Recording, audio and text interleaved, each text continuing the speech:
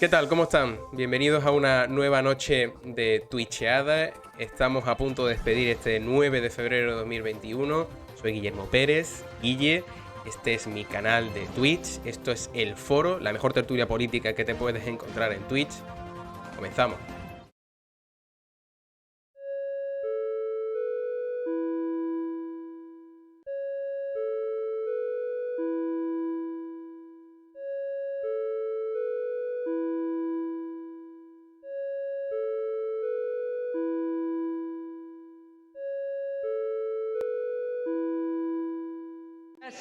Se abre la sesión.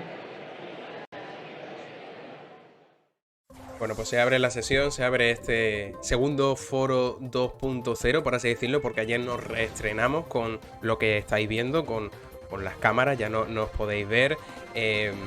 Además tuvimos una muy buena audiencia, así que a todos los que nos visteis ayer muchísimas gracias, y los que estáis hoy, pues y os animo a lo de siempre, a que participéis en el chat, que trasladéis vuestras sensaciones, vuestras opiniones.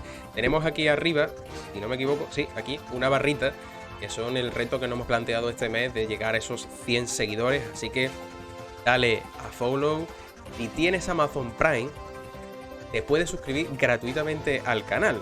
Eso va a suponer que de una manera u otra vamos a hacer grande a este canal, así que te animo a que nos sigas y que hagas grande este canal, que formes parte del foro, porque es que soy eso, formáis parte del foro. Os pido que participéis, que seáis partícipes de este foro de hoy, en el que, bueno, pues paso a presentar a los foreros de esta noche. Hoy nos acompañan un veterano, un poquito, bueno, sí, veterano, vamos a decirlo que sí. Hoy está con nosotros Daniel de la Rosa. Dani, buenas noches. Buenas noches. No sé yo si lo de la cámara es mucho avance o algún retroceso, pero bueno, a lucir las canas de veterano. Bueno, yo creo que es un avance. Yo soy de los que apuestan que es un avance. Ya verás tú, porque los datos están viniendo muy bien, o sea que esto va para arriba, te lo aseguro. Bueno, se estrenan con nosotros. Hoy ahí tenemos foreros nuevos. Está con nosotros Fernando de Lis. Fernando, buenas noches, bienvenido. ¿Qué tal, Guille? Buenas noches. Muchísimas gracias de estrenarme.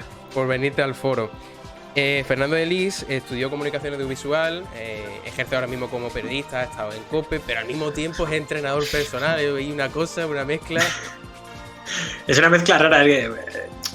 Hay que decir una verdad, y es que comunicación audiovisual como carrera no te exige el 100% de tus capacidades, entonces dije, pues le doy otra cosa mientras tanto, ¿no? Y pues al final me titulé y entrenador personal también, sí. Pero bueno, me dedico al periodismo político. Bueno, pues bienvenido al foro. Está a punto de entrar porque tenemos problemas técnicos. Ya mismo estará con nosotros Julia, que se va a estrenar, pero va a venir, la voy a presentar porque ya está aquí, pero estamos a punto de que se incorpore. Vamos a escuchar primero la nota de audio de Frank Cristóforo con los temas que nos trae y enseguida vendrá Julia, así que muy atentos. ¿Qué tal? Buenas noches, Guille. Buenas noches, foreros. Vamos a empezar dando un recorridito por América. Vamos a empezar hablando de Estados Unidos, pero no de lo que estamos acostumbrados. De hecho, Biden, el que sería el gran protagonista de toda información relevante relacionada con Estados Unidos, en este caso no es protagonista porque directamente ni él ni nadie de su equipo estaba. Me refiero a la visita que ha hecho Nayib Bukele, el presidente de El Salvador, a Washington. Y bueno, suele quedarse un paseo por las redes para ver la cantidad de memes que hay riéndose del propio Bukele, pero también las justificaciones que Bukele y su equipo hacen. Hablan de un viaje prácticamente privado. Bueno, Bukele en Washington y luego las elecciones en Ecuador. Habla el Confidencial de un periodo decolonial en América Latina. Es cierto que todavía no está decidido quién se va a enfrentar a Andrés Arauz, el correísta con el que tendrá que disputar la segunda vuelta, pero Ecuador, está claro, ha cambiado y ahora ese movimiento indígena es, entre comillas, quien manda. Queda tiempo para que en el próximo mes de abril, el 11 de abril, se celebre la segunda vuelta y recordemos que había 16 candidatos, 3 de ellos tenían posibilidades, pero bueno, Andrés Arauz se ha llevado el 40% de los votos. Es Ecuador. Luego, si seguimos y nos venimos ya a España, estamos viendo en estos días, a raíz del juicio de Bárcenas, al que se le comió los deberes el perro, mucho ruido. Mucho además provocado y pensado y lanzado por el propio Bárcenas, pero también mucho ruido provocado por el miedo. El PP está en estado de shock absoluto. Uno de los últimos marianistas, Juanma Moreno, decía ayer que pasara lo que pasara, si un juez lo decía y Rajoy era culpable, que cayera sobre él todo el peso de la ley.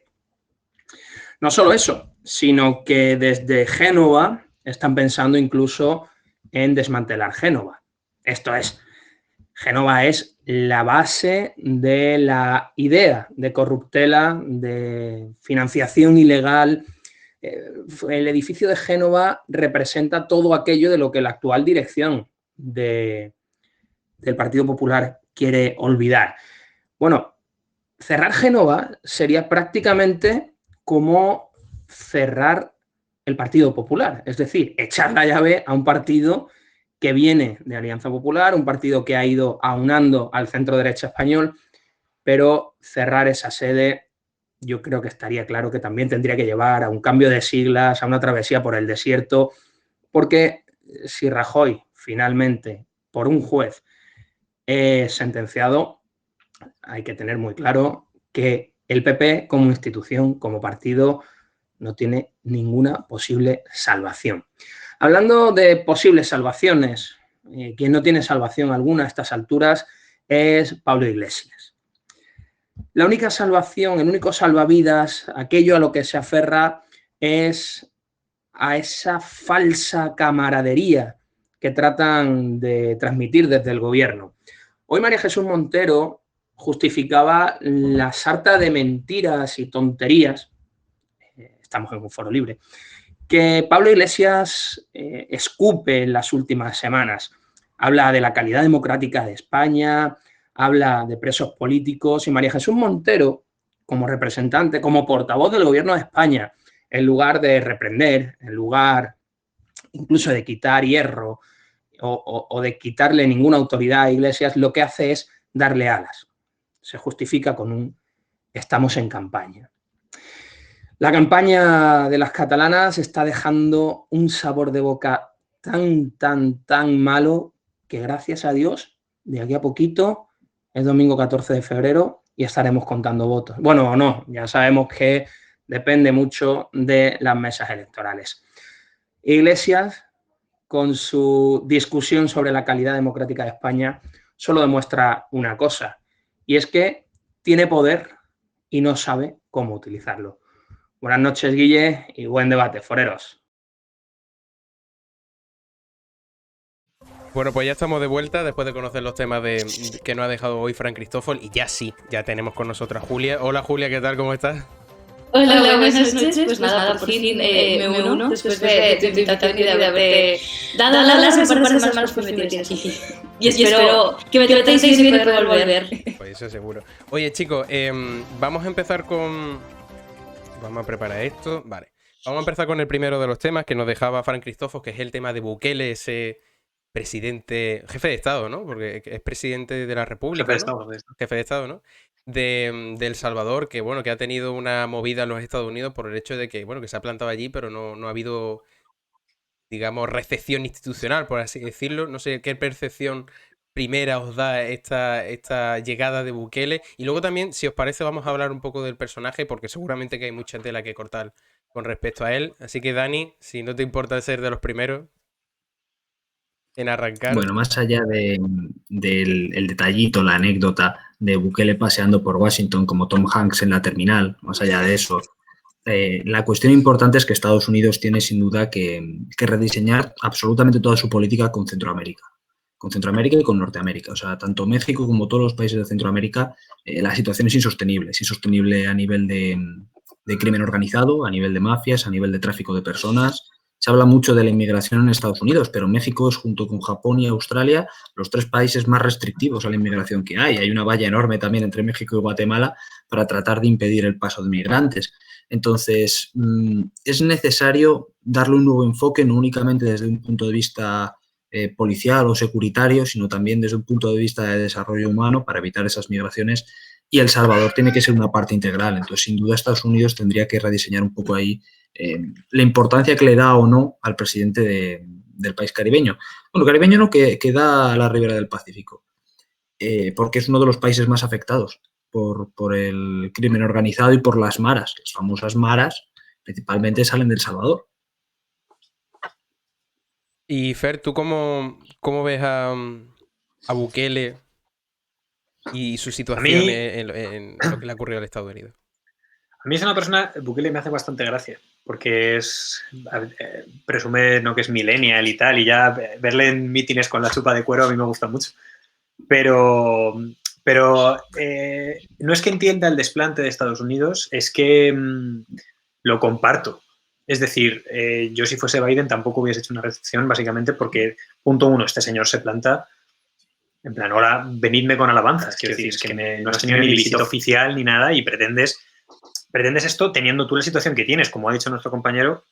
En El Salvador hay una situación muy, perdón por la palabra, jodida, respecto sobre todo al tema mafias, tema maras. Bueno, yo recuerdo una medida de Bukele que fue bastante criticada, que fue que en las cárceles de El Salvador juntaba a presos de distintos bandos y que Dios mediase ahí, claro. Entonces hay imágenes de cuerpos y cadáveres apilados ahí, son espectaculares, son terroríficas. Y como se le acusa de tantos otros crímenes, entre comillas, contra prácticamente la humanidad o la vida. Entonces, una persona que tiene esto detrás, es que no puedes pretender una recepción oficial en Estados Unidos. Yo lo entiendo perfectamente, vamos. ¿Qué percepción le da a Julia Bukele y lo que le ha ocurrido en Estados Unidos? A ver ahora si se escucha bien el audio, porque teníamos problemas. Sí. Voy a comentar, a mí también me parece bastante curioso. No sé si recordaréis su mandato que daba órdenes por Twitter y le respondían los ministros como muy cómico, pero también sin terminar de entender al final la posición del gobierno de Estados Unidos. Yo también considero que si vas a un sitio que no te han invitado, tampoco puedes pretender que te rindan honores o que te abran la puerta o que hicieran ver como que te estaban esperando. Y además es verdad que, bueno, pues al final El Salvador tiene un problema interno bastante complicado y quizás antes de intentar buscar ayuda afuera sería conveniente intentar arreglar las cosas desde dentro, ¿no? Y ya que es tan millennial, pues a ver si también encuentra una manera moderna de resolver un problema histórico, ¿no? Porque al final la gente le votó quizás que veían en la solución, tampoco que, bueno, no sabremos tampoco cómo evolucionar. En cualquier caso, los viajes a Estados Unidos quizás no tienen la justificación que él pretendía darle o pretendía darse una importancia que al final no le ha llegado de vuelta, clarísimamente. Bueno, que el amigo Biden tampoco ha hablado con Pedro Sánchez todavía, ¿eh? Quiero decir, y tradicionalmente España ha sido uno de los grandes aliados de Estados Unidos. Bueno, no fuimos el primer país que lo reconoció como Estado porque fue Marruecos, pero básicamente, si Estados Unidos es un país independiente a día de hoy, es gracias a España y a Gálvez y las campañas que se hizo en la Florida y en Carolina. Entonces, la alianza viene desde hace muchísimo tiempo y ese simbolismo en Estados Unidos lo toma muy en serio. Lo de Zapatero sentó muy mal, lo de no levantarse al paso de la bandera y tal, pero aún así es verdaderamente preocupante que a la vuelta a un presidente europeísta en Estados Unidos como es Biden no haya tenido como consecuencia de nuevo un acercamiento a España. Muy preocupante. Yo también creo que primero no ha habido tiempo y segundo no ha habido ocasión, porque los primeros, no sé si lleva ya mes, los primeros días de Biden al mandato ha sido firmar órdenes ejecutivas para cargarse la mitad de las medidas de Trump. Es verdad que la situación que tenemos ahora mismo tanto en España como en Estados Unidos quizá no invite a una recepción oficial, a una visita, ¿no? Una presentación oficial como nuevo presidente, porque en este momento, fuera de, digamos, oficialidades, hay cosas más importantes que hacer. Sí, no hablo de una visita, sino de una llamada. O sea, si no me equivoco, bueno, George Bush fue el primer presidente de Estados Unidos en venir aquí en mucho tiempo. Posteriormente, Obama, si no recuerdo mal, una de las primeras llamadas que hizo fue a España. Y cuando fue Mariano Rajoy a Washington, se quedó en la residencia de invitados de la Casa Blanca, que es un honor reservado para escasísimos líderes mundiales, escasísimos. Y sin embargo, ni siquiera ha habido una llamada con Pedro Sánchez. Hablo de una llamada. Estamos teniendo problemas con el micro de Julia. A ver, Julia, a ver si puedes intervenir ahora y... Sí. Voy a probar, pero... Claro, el micro que tengo es el portátil, así que si eso es... no sé cómo lo podemos arreglar, no sé si sigue habiendo... Bueno, voy a seguir mirándolo si os parece. Porque, bueno, esto son cosas del directo, obviamente, ¿no? Esto son cosas de Twitch y de los directos que... Dicen en el chat que se me escucha triple, o sea... Es que te escucho doble, no sé si el resto de Dani y Fer no... Yo lo digo bien. Bueno, yo también. Julia, vamos a hacer una cosa, si no te importa, salte de la reunión y vuelve a entrar, ¿vale? A ver qué tal. Perfecto. Y nosotros, ¿sabéis qué? Vamos a hacer una breve pausa y vamos a corregirlo entre todos. Y enseguida volvemos con Julia y con todo arreglado.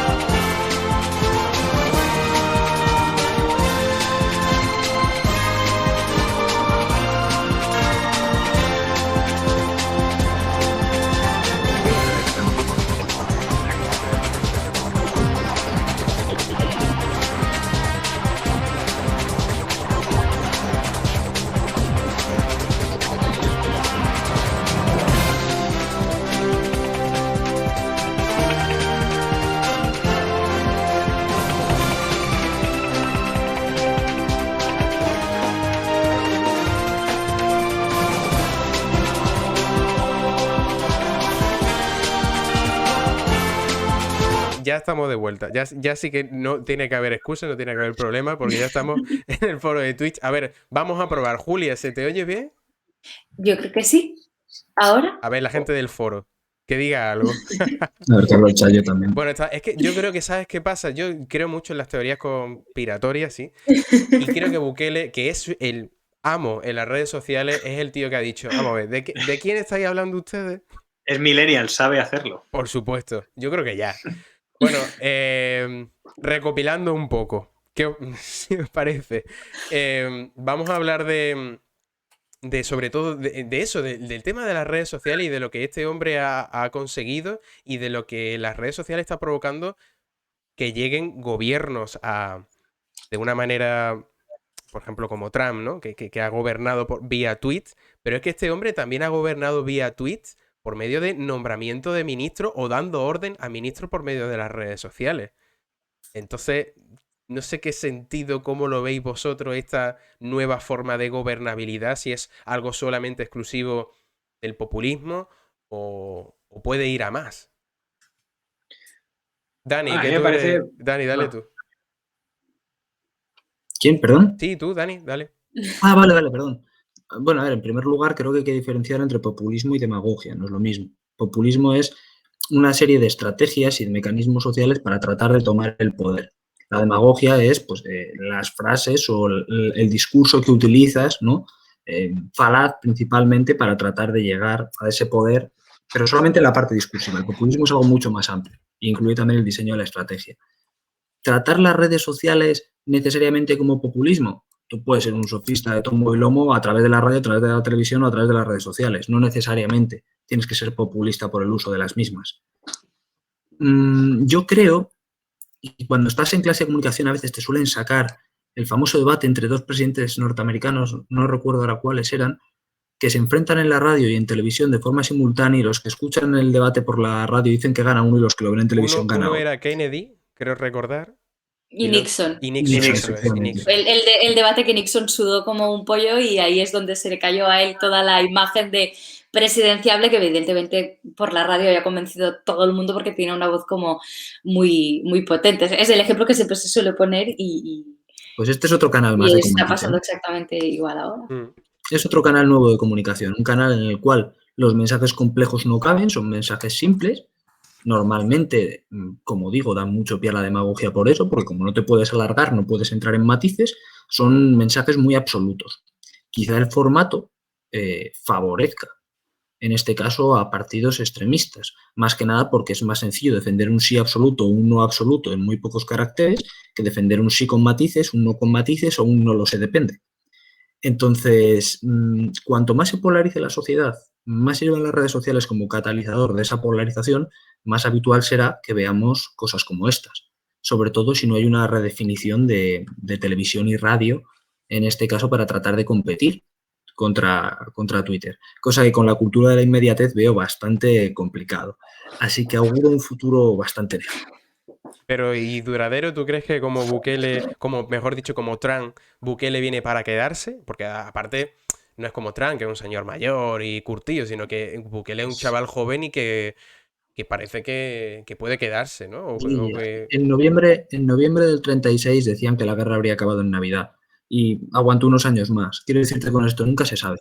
Entonces, mi pronóstico ahora mismo es que es un proceso que va a durar todavía bastantes años, que no es exclusivo ni de España, ni de Latinoamérica, ni de Norteamérica, ni siquiera del mundo occidental, que esa partición de las identidades en identidades más pequeñas y una polarización social y enfrentamiento entre los diferentes endogrupos se está dando a nivel mundial. En el Sahel tienes ahora mismo un ejemplo muy claro entre diferentes peleas, entre guerrillas, entre tribus, entre los yihadistas, todos ellos combatiendo entre sí. Y lo tienes también en Europa, y si no puedes mirar Suecia, puedes mirar, como hablamos el otro día, del separatismo islámico en Francia o de los nacionalismos periféricos en España. Es algo que no sabemos cuánto va a durar, pero que está ahí. Y mientras el proceso de fragmentación de las identidades continúe, yo abogaría porque esto va a seguir así y habrá que buscar una forma de ponerle remedio si queremos poner moderación y centralidad en el tablero. Y al hilo de Es lo que en realidad tampoco... Dale, Sí, Fernando, sí. No, que es que yo en realidad tampoco no pienso que haya que buscarle un remedio, pienso que hay que adaptarse a ello. Es decir, no, o sea, una vez que Twitter ha invadido, como ha invadido la vida de todos, ¿no? Y las redes sociales en general, es muy difícil volver atrás porque has acostumbrado a la gente a leer poco con mensajes claros, que es una señal muy grande del populismo, pero que al fin y al cabo está ahí. Y entonces ahora no puedes pretender que una televisión o una radio se adapte, o incluso pues no sé, una web de un ministerio, por ejemplo, no puedes pretender que subiendo artículos, yo como periodista te lo puedo asegurar, subiendo artículos explicatorios de una ley de 148 páginas, vaya a leérselo a la gente en lugar de un tuit. ¿Qué pasa? Que las conclusiones van a venir a raíz del tuit, por supuesto, porque también así funciona la sociedad en general, pero ya está instaurado en la sociedad. Entonces, a mí me parece muy bien la forma de hacer política y la forma de, bueno, hasta ciertos casos, ¿no? Quiero decir, el nombramiento de un ministro, pues quizá sea mejor avisarle por WhatsApp y ya luego comentarlo de puertas afuera. Pero esto que hacía Trump de ser muy polémico, joder, al fin y al cabo una cuenta de POTUS tenía 50 millones de seguidores o más, no me acuerdo, pero vamos, es una cosa con mucha influencia y mucho engagement. Entonces, como las usaba él, para bien o para mal, te pueda gustar él o no, era una muy buena forma de hacer política porque al fin y al cabo era muy transparente para lo que él quería, pero era un muy buen medio de comunicación para con el pueblo. Entonces yo, más que los medios convencionales como la televisión y el radio, yo soy un fiel defensor de la radio, me encanta, me apasiona y incluso la llevaría un poquito más al lado porque es verdad que tiene su público y es ahí, por las mañanas en el coche no te puedes poner la televisión, ni Twitch ni nada. Pero sí que la televisión veo, al fin y al cabo, los debates, por ejemplo, ahora que está hablando Illa en el debate de TV3, ¿cuánta gente lo estará viendo? Porque es el último debate antes de las elecciones, ¿no? Pero antes, el resto de debates, el resto de tal, pues es que no tiene casi audiencia en comparación con la inmediatez de las redes. Julia. Hombre, sí que es verdad que al final las redes han venido para quedarse y hay una cosa que creo que es muy importante tener en cuenta, que es que al final las redes sociales siempre le van a dar voz a los que no la puedan tener en otro foro, porque al final para poder hablar en televisión te tienen que invitar, para poder hablar en radio, que Felipe, a mí también me encanta la radio, Fernando. También, perdón, a mí también me encanta la radio, pero al final te tienen que invitar, entonces al final las redes sociales le dan el espacio a quien no lo puede tener en otra parte y eso es una cosa muy positiva, sin ir más. Por ejemplo, Ciudadanos, gran parte de su primer crecimiento inicial lo tuvo en las redes sociales. No te invitan a ningún lado, las redes sociales las gestionas tú y ahí te ganas tus seguidores. Pero yo creo que todo tiene un límite. Entonces, gobernar a golpe de tweet no me parece lo más coherente por muy avanzada que esté una sociedad. Aunque sí que es verdad que, bueno, hay que aprender a utilizar las redes, ¿no? Y es, por ejemplo, lo que comentaba también Fernando de las leyes. Lo hemos visto con la ley de las libertades sexuales, la ley de Irene Montero, que es una ley cuyo contenido puede tener algo muy positivo, pero nos hemos quedado, ¿no?, con los 4 tweets y los 4 titulares que nos han puesto en redes sociales y no le ha hecho ningún bien al ministerio. Entonces, bueno, yo creo que hay que encontrar un equilibrio entre lo bueno que tienen las redes sociales, intentar evitar lo malo, pero esto es muy complicado porque también quien quiera buscar polémica la tendrá y lo hemos visto en el ejemplo de Trump que habéis dicho, que al final también provocó que Twitter pusiera un aviso, ¿no?, debajo de sus palabras en plan de, ojo, que a lo mejor esto que ha dicho este señor no tiene toda la credibilidad que merecería por muy presidente que sea. Que le quitaron las redes sociales, o sea, le quitaron Twitter, le quitaron creo que Instagram, Facebook, se lo quitaron todo. Una vergüenza. A mí me parece fantástico. Me parece súper bien. Hay disparidad de opiniones. Yo al principio era de los que pensaba que decía, es que claro, vas a poner solamente un letrerito de que lo que este hombre está diciendo es falso, directamente córtalo. Pero claro, luego te paras y dices, pero cortando en quizás la libertad de expresión, a pesar de que sea mentira todo, pero hombre, es que... Pero de una empresa privada. Vamos a ver, a día de hoy, en un bar no dejan entrar a gente por ser negra y la que se monta es gordísima. Y sin embargo, no vas a dejar que alguien hable en un foro porque no te gusta cómo piensa. Una cosa es que se esté cometiendo un delito, que eso es una cosa muy concreta y que quien tiene que determinarlo es un juzgado, nunca una empresa privada. Y otra cosa es que una empresa privada decida por sí misma hablar o no hablar, y más cuando, ojo, estamos hablando de que es una empresa con una capacidad prácticamente monopolística. O sea, no estamos hablando de... No, o sea, no es MySpace, no sé si me explico. Cuando tienes esa potencialidad y además, sobre lo que decía Julia, es muy interesante porque también... Claro, el diseño de todas las estructuras políticas y de todos los estados liberales, democráticos, occidentales, plantea una serie de barreras de entrada a los outsiders. Es una forma de dar estabilidad al sistema. O sea, en esta época en la que parece ser que lo importante es cómo piensa la gente en cada segundo y, sobre todo, una especie de democracia popular eso choca frontalmente con lo que es la concepción de la democracia liberal representativa, que necesita estabilidad. El Poder Judicial es independiente y contramayoritario para proteger a las minorías, al 49% que no apoye una decisión concreta que apoye el 51%. Pues con esto funciona igual. Para evitar una inestabilidad y un continuo cambio y que la Constitución cambie cada 2 días y que todo sea así, tú estableces una serie de formas de participar en política y de entrar. Las redes sociales han destruido todo eso. Y no estoy diciendo que esté bien ni que esté mal, es simplemente un análisis que tenemos que tener en cuenta cuando tratemos de legislar, porque si quieres dar estabilidad al sistema, habrá que ver cómo lo haces. O prefieres un sistema inestable que mute continuamente. Pero eso las redes sociales están sirviendo de catalizador. Eso y, perdón, súper breve y acabo, la cuestión de las cámaras de eco. Al construir cámaras de eco, pues básicamente lo que hace Twitter y lo que hace también Facebook, estás contribuyendo a una polarización de la sociedad. Y más cuando la serie de mensajes que se suelen lanzar vienen a ser algo así como tú tienes razón y el otro no solamente está equivocado, sino que además sabe que está equivocado y es malvado. Lo está haciendo porque es malo. Entonces, eso está sirviendo de catalizador para que la polarización social se acentúe. No digo que sea culpa de las redes sociales, pero es un catalizador claro. Entonces, también habrá que ver cómo se aborda. Si queremos abordarlo, repito, si preferimos una sociedad polarizada, o sea, cada uno...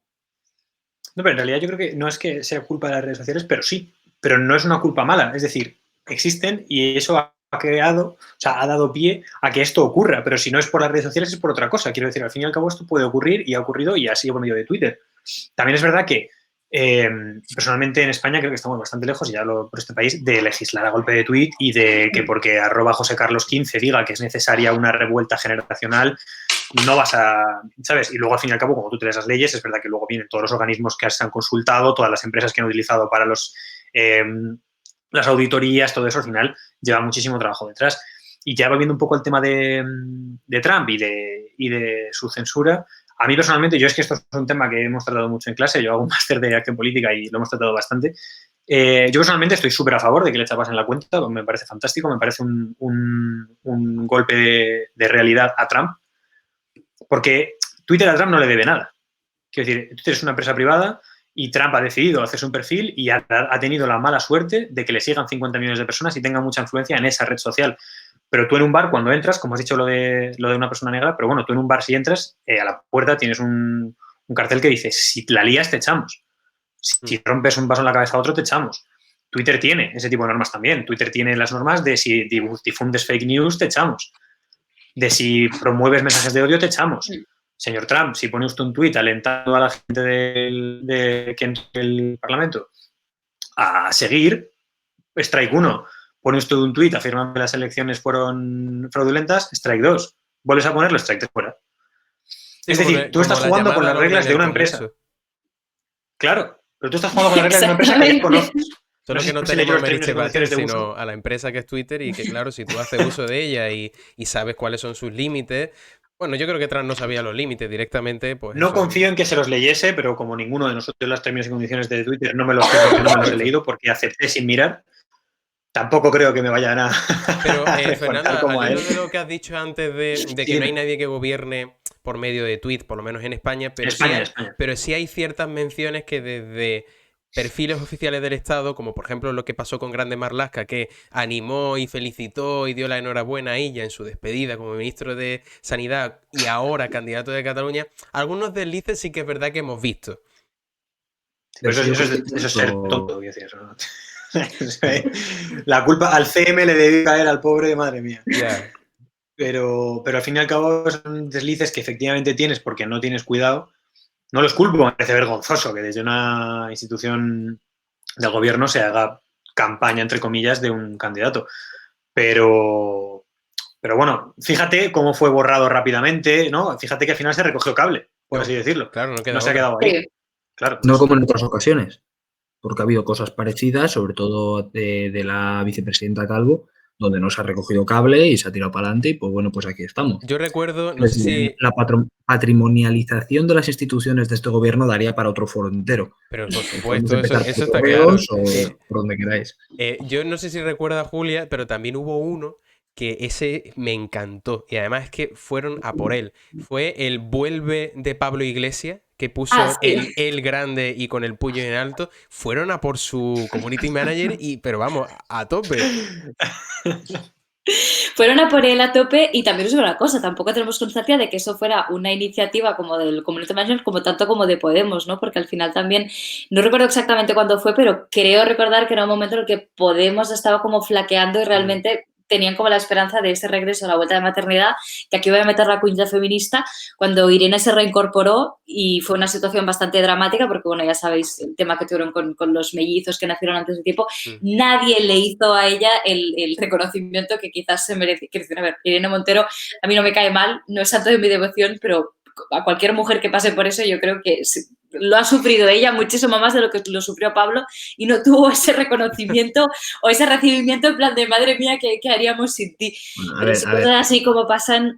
A mí lo que me pareció mal de esa campaña, si le queremos llamar así, es que fuera algo como instigado desde el propio partido. Me parece muy bien que eso sea algo que lo hace pues, una iniciativa privada o algún usuario o un grupo de gente, pero desde dentro es un poco feo, ¿no? Y contribuir a la megalomanía que durante bastante tiempo hace hecho a Podemos, que creo que ahora ya se han relajado un poco. Pero yo soy de los que piensa que cuando vengan después de las elecciones catalanas, que veremos a ver en qué quedan los comunes, va a volver un vuelve, porque Podemos ya no tiene representación en Galicia, en el País Vasco no le fueron también las elecciones, están perdiendo fuerza y fuelle en algunos territorios, el caso de Andalucía, que está dinamitándose las confluencias.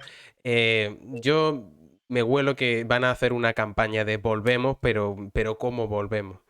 Antes de Volvemos nada, a Vallecas. volvemos a Vallecas, puede ser. No, pero Julia, la hipoteca va a estar ahí, Dani. O sea... Creo, Julia, que aquí te equivocas. Yo creo que Pablo Iglesias lo pasó mucho peor que Irene. Claro, tú imagínate ese hombre en el sofá que no puede seguir viendo la serie porque tiene el capítulo parado porque la otra está cambiando pañales. Eso es dramático. ¿Pero a la niñera más cara de España o...? Se le puso una niñera a precio de oro y después se convirtió el despacho de al lado en un cuarto de juegos para que pudiera cuidar a los niños ella. Fíjate tú la cantidad de concesiones que se le hizo y encima se queja. Me parece vergonzoso. Bueno, se nos está yendo un poco el tema, Dani. Quiero volver al tema de... Mira, a raíz también de lo que comentabas de Podemos, yo creo que Podemos ha perdido, y no sé, a lo mejor Dani me corrige, pero ha perdido una oportunidad de lucirse un poco en el tema de la aprobación de los presupuestos en Euskadi, que se han como cerrado en banda a intentar negociar algo con el PNV. PNV y los socialistas no necesitan el apoyo de nadie más para aprobar las cuentas y aún así se abrieron a negociar con la oposición. Y Podemos no se ha querido sentar con ellos porque, bueno, como que exigían unas cosas que al PNV no le parecían bien, pero en ningún momento accedieron a negociar en plan, no sé, aunque sea algo, una pequeña cuña publicitaria, ¿no? Poder decir, oye, yo me he sentado con el gobierno y he trabajado para la gente que me ha votado a mí, ¿no? Y creo que puede ser una oportunidad perdida porque al final ocurre como en Galicia, ¿no?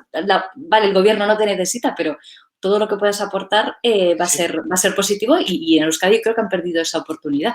A mí me parece, chicos, si no importa, porque tenemos muchos temas y estamos por el primero, quiero cerrar también con Bukele, y es que, como podéis ver en la noticia de La Vanguardia, hoy mismo se cumple el primer aniversario del golpe de Estado que él mismo dio.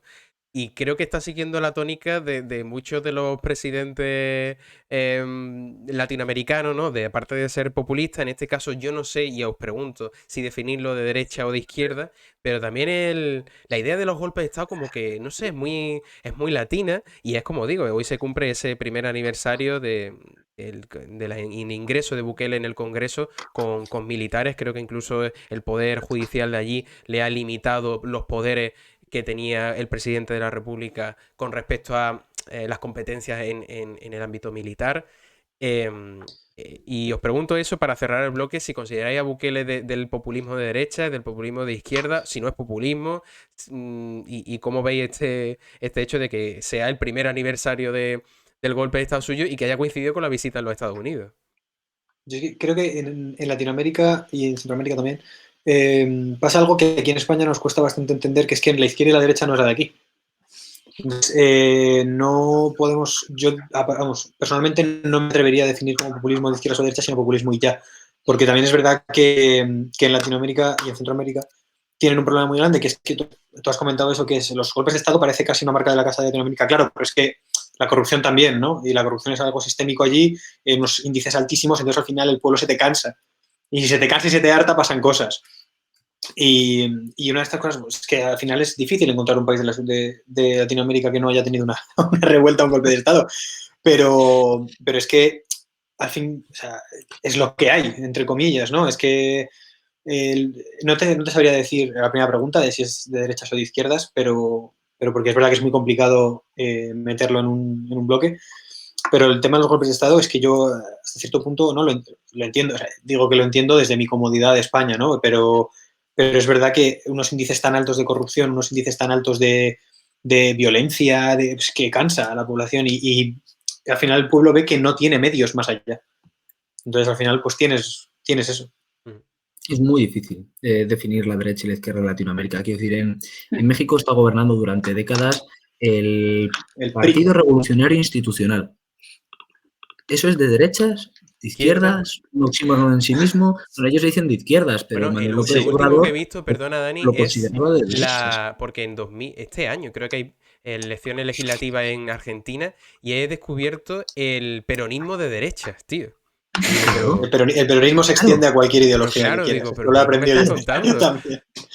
Es Sí. que en Latinoamérica tienes por un lado el rollo bolivariano castrista, por otro lado el rollo peronista, por otro lado un rollo, vamos a decir, ultracatólico, que puede ser más evangélico, o sea, ultracristiano, pero puede ser más evangélico o más católico, vamos a Y decir. más Bolsonaro, ¿no? Luego, eso es, luego México, que va a su puñetero rollo, y el único país que ahí un poco sobresalía por otro lado, aparte de Uruguay, pero que es muy chiquitín y lo tengo en cuenta, era Chile. Y ahora fíjate cómo está. Entonces, sí. Hablar de derechas e izquierdas es muy complicado en Latinoamérica. ¿Populista este hombre? Pues la verdad es que no sé cómo ha llegado al poder, pero no hace falta ser populista de derechas o populista de izquierdas. El populismo no va necesariamente ligado a los extremos. O sea, esto se trata de laminar a la sociedad, crear un significante vacío, ¿vale? Algo que sea simbólico, vamos a decir. Buscar en esa laminación una forma de encontrar puntos en común entre diferentes sectores de la población para que todos ellos entren dentro de esa categoría. Un ejemplo, la gente. Sí, ¿Vale? el pueblo, esa la forma gente... de tomar el poder es llevar al siguiente nivel a Maquiavelo cuando hablaba aquello de que el príncipe extranjero cuando llega a una tierra nueva lo que tiene que hacer es ver quiénes han sido los ofendidos para hacerse príncipe de los ofendidos y levantarse sobre ellos, porque durante muchos años de gobierno siempre tienden a ser más los ofendidos que los que están, digamos, agraciados por el poder. Entonces, es una forma de hacer eso, de buscar entre los diferentes, que pueden ser de ideologías incluso opuestas, puntos en común, tratar de aunarlos bajo un mismo discurso y llegar al poder. Izquierdas, derechas, da lo mismo. Este señor lo es, hombre, no lo he estudiado lo suficiente, pero sí da la sensación de que fue su forma de llegar al poder y que es su forma de operar actualmente, creando ese tipo de identidades. Pero izquierdas, derechas, no creo que sea tan sencillo ni que en este momento se puedan usar esas coordenadas. Es como diría Pablo Rejano, es el movimiento 5 estrellas de Italia. No sabemos dónde ubicarlo. Porque hay veces que te pacta con la Liga que con el Partido Demócrata. ¿Dónde ubicas tú Un cachol, ¿no? a Bukele, Julia?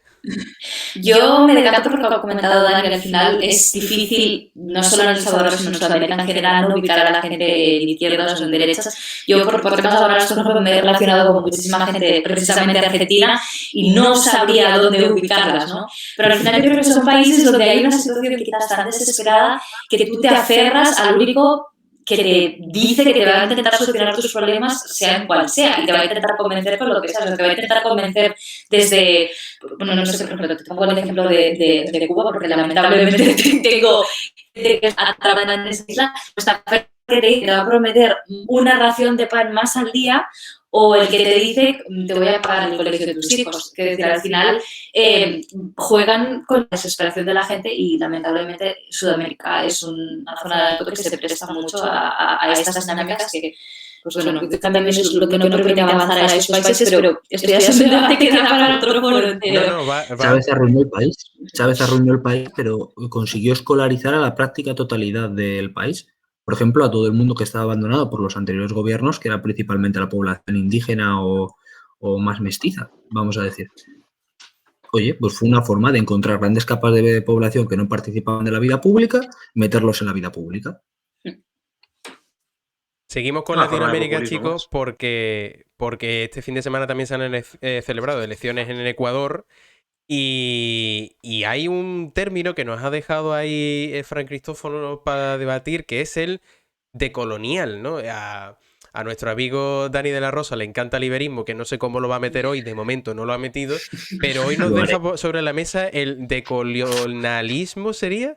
Que no es que es algo más que nos da Latinoamérica. Y es eso, que este candidato Andrés Araúz, que ha sido el que, digamos, ha conseguido más votos, ¿no? Y que tendrá que presentarse en una segunda vuelta porque no ha conseguido el 40% para ser proclamado ganador, pues se define como eso, como un líder decolonial, pero que incluso hasta el tercer partido que se ha presentado en estas elecciones, tercer partido en el sentido de voto, pues también se considera de esta definición ideológica, ¿no? De colonial. Entonces, Dani, te pregunto, ¿qué consideras o tú qué ves tú con esto del decolonialismo? Bueno, ¿quieres que te hable de iberismo? Pues mira, en Iberoamérica, el porcentaje de gente mestiza, o sea, del mestizaje que hubo entre los europeos que acudieron allí y los indígenas que ya estaban allí, es altísimo. Especialmente en países como Bolivia y Ecuador, es altísimo. También Perú es bastante alto, si no recuerdo mal. Entonces, esto responde a una máxima que se ha dado mucho en algunos países, especialmente lo ha usado mucho México, lo ha usado también bastante Chile, que es culpar a España de todos sus problemas. Es lo habitual, yo ocupo España de todos mis problemas y a partir de ahí tiro. Y es una estrategia más vieja que el copón, porque aquí, cuando tú quieres, digamos, fortalecer tu endogrupo, fortalecer tu núcleo, lo que haces es que se sienta atacado. No, nos están atacando. Tenemos un enemigo, entonces vamos a dejarnos de las riñas internas y vamos a enfrentarnos a ese enemigo. El objetivo es ese, pero aquí vuelvo a lo de siempre. Cuando Cuba se independiza de España, por poneros un ejemplo, esa que conozco, Cuba tiene más universidades que España y tiene más kilómetros de ferrocarril construido que España. ¿En serio? En el momento de la independencia. Y los kilómetros de ferrocarril en aquel entonces eran extremadamente importantes para medir la riqueza de una nación, porque entre otras cosas tenían su reflejo en la industria, su reflejo en las comunicaciones. O sea, cuando empieza la Primera Guerra Mundial, todo el mundo sabe que Rusia va a perder, porque no tiene kilómetros de ferrocarril suficientes para el país que tiene. O sea, para que os hagáis una idea, el nivel de análisis, lo importante que era. Pues eso es así. En España no tenía colonias, y yo estoy muy cansado de decirlo. España tenía provincias de ultramar, como Argelia podía serlo para Francia. Provincias donde sus habitantes, sobre el papel, Pero, tenían los Dani, ¿me está hablando derechos. de iberismo o de decolonial? Me ha ido, tío. De iberismo, porque esos fueron los países ibéricos en América. Los norteamericanos, concretamente los anglosajones que llegaron a Norteamérica, lo que hicieron fue básicamente una masacre y un genocidio, porque eso sí que se puede considerar genocidio. Es una masacre sistemática y organizada de una población. Además, por unos rasgos muy concretos, en este caso étnicos. Reino Unido realizó un genocidio en Norteamérica. Se puede decir. Además, lo ejecutó incluso en territorio español. Porque cuando se empieza a internar en el antiguo oeste, las películas de vaqueros son una trola. Eso era territorio español. Jerónimo hablaba en español. Y las tropas aquellas eran básicamente aliadas de España. Lo que pasa es que no había suficiente población para rellenar todo ese terreno. Entonces, es la estrategia de siempre. No, mira, yo soy decolonial porque los malditos españoles vinieron aquí. Además, Oye, mira, Lope de Vega, si no me equivoco, es peruano. La puesta en escena también es importante en este tipo de partidos y ya vimos a Correa y también en Perú, creo, no, Perú, no, sí, Ecuador, que van con los ponchos, ¿no? Y con la indumentaria propia del lugar y que lo hacen suyo, lo hacen como símbolo de partido o de ideario, o sea que todo está bien cuidado y bien mimado. Me parece maravilloso, siguen los pasos de Chávez en ese sentido. Buscan una población que estaba silenciada y acallada por los caciques locales, los ecuatorianos desde, ¿cuánto? ¿500 años? No, menos, 200 y pico años. Pues cogen y esos caciques locales que los tenían explotados, ahora no los tienen explotados porque una clase política decidió que era una buena idea utilizarlos para llegar al poder. Y en esas estamos. Es la misma historia en Sudamérica toda la vida. En Bolivia ha sido igual toda la vida. En Perú ha sido igual toda la vida. Y luego vas a Perú y sales de Lima, incluso en partes de Lima, y la gente vive en la pobreza. Pero oye, estamos combatiendo fuerte contra los malvados españoles 150 años después. Pero pues a lo mejor tienes que plantearte que el problema lo tienes en casa. ¿Hasta qué punto? Dani, vamos a darle la palabra a Fernando, sí. Sí, no, te digo que hasta qué punto lleva más por bandera el decolonialismo que el voy a sacaros de la pobreza.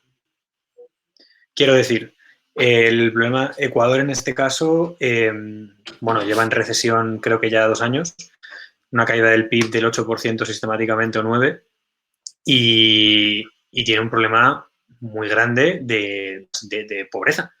Entonces, yo lo pregunto, voy por ahí, es decir, sí que se ha dado, ¿no? El que primero y tercero, bueno, ¿ha acabado la votación o siguen todavía? No, están en una de segunda recuento? vuelta porque el candidato de Correa, que era ay, ya he Sí, perdido.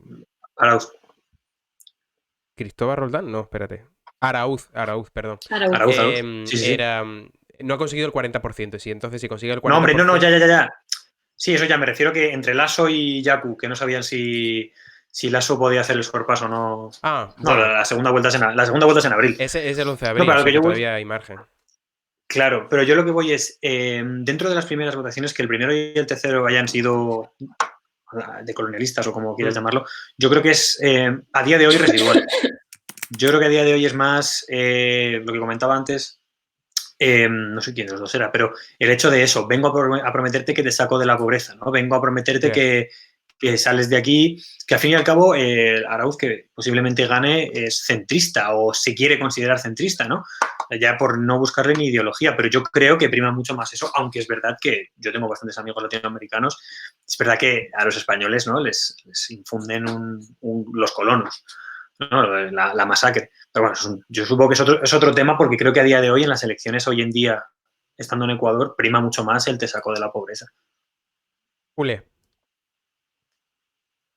Sí, yo creo que, bueno, que no puedo añadir nada de lo que se ha comentado porque, como decía ahora mismo Fernando, es eso, ¿no? O sea, es lo que he comentado antes con El Salvador. Si estás en una situación muy mala, te vas a aferrar al que te diga yo te soluciono todos los problemas que tengas y al final te puede dar igual quién esté detrás, ¿no? Porque al final te dicen lo que quieres oír, es que seguramente ni siquiera te parece pensar en quién te lo está diciendo. O sea, y eso a lo mejor también ha podido pasar en España en algún momento y no hemos sido conscientes, eso sí hemos sido y no hemos dado como si nada pasara, ¿no? Pero al final es eso, si escuchas o sea, si oyes lo que quieres que...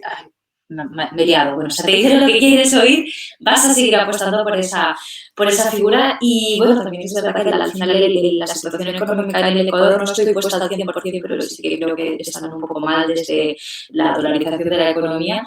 Y luego también comentar que ha habido un problema bastante complicado con el tema del censo, porque el voto en el Ecuador es obligatorio, pero si no entendí mal, hubo muchos problemas con los 400.000 ecuatorianos que están en el extranjero. De hecho, un amigo mío ecuatoriano se ha quedado sin votar, pese a tener toda su documentación en regla, así que al final, lamentablemente, quizás no eligen tanto los que sí que han podido quizás salir del país, ¿no? Y son un poco más conscientes de cómo están las cosas dentro, porque al final, si no puedes salir de tu país, vives una burbuja y te llega la información que al propio gobierno le interesa que te llegue y tienen otra visión y a lo mejor si esa gente pudiera haber votado, se hubiera decantado la balanza hacia otro lado, que eso también ha sido un tema bastante interesante del censo. Bueno, según Claro, sí. normalmente cuando vienen igual si se de producen esto. segundas elecciones, normalmente la gente suele participar mucho en la segunda vuelta, porque en la primera vuelta dice, bueno, a ver qué tal queda la cosa, si hay un candidato, pues nos conformamos con él, pero bueno, si hay una segunda elecciones, pues voy a votar. Yo creo que esta, pues quizás sea una oportunidad pues, para ese amigo que conoces tú y para mucha otra gente, de ver si, bueno, participa un mayor número de gente y vemos en qué queda la cosa, si finalmente los ecuatorianos se decantan por el previsiblemente ganador o vemos alguna sorpresa. Pero a mí yo lo quiero hilar, los chicos, si os parece, a que, como ha dicho Julia, el voto es obligatorio. Incluso en España ha habido personas que han ejercido su derecho al voto y todo coincidiendo con un discurso que están dando los partidos nacionales, ya de aquí de España, de que, bueno, es que cómo van a celebrarse elecciones en Cataluña con la situación de la pandemia que tenemos. Y sin embargo, si no me falla la noticia, más de 179.000 ecuatorianos fueron convocados a votar y muchos ejercieron su derecho al voto este fin de semana. Entonces, no sé cómo veis vosotros esto que por un lado los ecuatorianos hayan sido llamados a votar y hayan ejercido su derecho al voto y luego que los partidos digan una cosa totalmente contraria. Julia, si te parece que ha sido tú la última en intervenir. Dale, Julia. No, por favor, adelante vosotros. No, yo iba a hacer una pequeña aclaración, que es que va a ser grosso modo, ¿vale? Va a ser muy normal, pero en España nos toma más en serio el COVID que en Latinoamérica. A nivel medidas, a nivel... que luego es paradójico porque hay sitios de Latinoamérica que en porcentaje tienen menos muertes que nosotros. Pero aquí las medidas son mucho más severas, son mucho más estrictas. Allí es verano. Está bastante levantado. Yo tengo unos amigos que han vuelto recientemente, que son argentinos y viven allí. Y bueno, dos mundos, ¿no? O México también. Aquí, sin mascarillas, allí, fiestas, tal. Entonces creo que el tema de que hubiesen podido votar, pues bueno, tampoco he mirado qué porcentaje del voto ha sido por correo. Es verdad que si el voto por correo tampoco funciona en España, pues tampoco vas a hacer mucho más, porque es vergonzoso el tema del voto por correo en España, teniéndolo el uso que se da. Pero, ¿y cuál es la otra pregunta que has dicho? Perdona. No, la comparativa, el discurso que tienen los partidos aquí en España, de decir que es algunos partidos, obviamente, que es una catástrofe, que este domingo 14 los catalanes vayan a ser llamados a ejercer su derecho al voto y, sin embargo, pues hayamos visto que en nuestro mismo territorio, pues casi 200.000 personas hayan sido llamados a la urna y han ejercido su derecho al voto. Entonces... Yo soy de los que piensa que no estamos tan mal en Cataluña como para tener unas elecciones sí o sí y no esperarte un par de meses. Se ha podido hacer antes y se ha anulado y se ha pospuesto. No veo una situación tan alarmante como para no poder esperar un par de meses ahora que teóricamente la curva vuelve a bajar. Espérate, quiero decir, no, es que yo de verdad, el tema de las EPIs para las personas en la mesa, es que pues, ayer he leído hoy una estimación de que 60.000 positivos van a salir de su casa para votar. Oiga, quiero decir, no estamos tan mal, ¿no? Como para no poder posponer 2 meses de elecciones, creo yo. Y sobre todo, me parece que la comparación es tramposa. Y la he escuchado varias veces también con las elecciones portuguesas. Sí. Quiero decir, no tienen nada que ver, a mi juicio, unas elecciones nacionales, unas elecciones presidenciales, donde se está dejando claro cuál es la soberanía del país, la soberanía nacional. O sea, ¿a qué sentido quiere la nación que tire? Y además, sobre todo, se está también mirando la gestión del COVID y se está votando también eso. Es decir, nuestro gobierno lo está haciendo bien. Es un mecanismo de control democrático a la soberanía nacional, que es la que en este caso opera, ¿no? Desde el Congreso de los Diputados, desde aquí, o el presidente en Portugal o en Ecuador, a unas elecciones autonómicas, que es quién va a gestionar una administración periférica. Me parece que la diferencia es sustancial. Yo creo que también es un poco el tema del contexto, porque repetimos, ¿no?, lo de que en Ecuador el voto es obligatorio. Quiero decir, al final es el propio gobierno el que te obliga a salir de tu casa en plena pandemia para ir a votar. Aquí en Cataluña, coincido con Fernando en que no pasaba absolutamente nada por posponer un poco más las elecciones, aunque al parecer sí, que una vez estaba convocado el decreto y estaban aprobadas, eso ya era inamovible. Quizás error al primero de todo, ¿no?, al querer ponerlas en febrero sabiendo que se esperaba una tercera ola, pero al final en Cataluña tú no estás obligado a ir a votar. Quiero decir, si tú como ciudadano consideras que en mitad de una pandemia no te va a pasar nada por salir media hora de tu casa, ir al colegio electoral y votar, pues es bajo tu responsabilidad. No tienes un gobierno detrás que te dice, oye, ve a votar que si no te multo. Creo que la comparación, como decía, sí que es tramposa, pero también al final veremos cómo afecta el tema de la participación, porque tal y como tenemos nuestro sistema electoral montado, puede haber una sobrerepresentación todavía más mayúscula de las provincias como Lleida y Girona, que reparten menos escaños y al final son las que decantan la balanza de un lado y otro, pero bueno, a ver qué pasa. Yo tengo, la verdad que el dato que me interesa saber más, el domingo, más allá de cómo queda el reparto de escaños, que evidentemente fundamental, es la participación, porque creo que va a ser también muy clave en cuál va a ser el resultado. Exacto. Claro, es que en el primer recuento de participación, que creo que será a las 12 o a la 1, sí, a esa hora supuestamente que estarán votando a las personas de riesgo, y las personas de riesgo son de riesgo mayor. Sí. Sí. En las elecciones vascas, lo hemos hablado aquí en el foro alguna vez, aparte de caer 7 puntos la participación, que en el caso catalán será bastante más, porque hay que tener en cuenta que en las elecciones de 2017 la participación fue extraordinaria. Sabría que había elecciones anteriores, quizá 2015, incluso la anterior fue 2000, creo recordar. No, habían sido 2015. Sí, anterior a 2015. Anterior 12, sí. Sí. Incluso igual hay que retrotraerse a las 12, porque las del 15 también tuvieron un momento como de cambio con Ciudadanos entrando muy fuerte. Tal, pero la las del 12, la participación creo recordar que fue muy alta porque fue la primera cita electoral a la que Convergencia fue con la cara descubierta, bueno, el Mesías, ¿no? De somos independentistas, y fue ahí donde realmente el debate, y evidentemente en 2017 yo creo que la participación también estaba muy hinchada por el hecho de que venían de muchísima tensión, veníamos del 1 de octubre, ¿no? Veníamos de, oye, que vamos súper a tope, dos partidos que prácticamente ni se miraban a la cara, seguían unas elecciones que fueron convocadas con el 155. Efectivamente. Sí, se lo tenía todo para tener la mayor participación de la historia.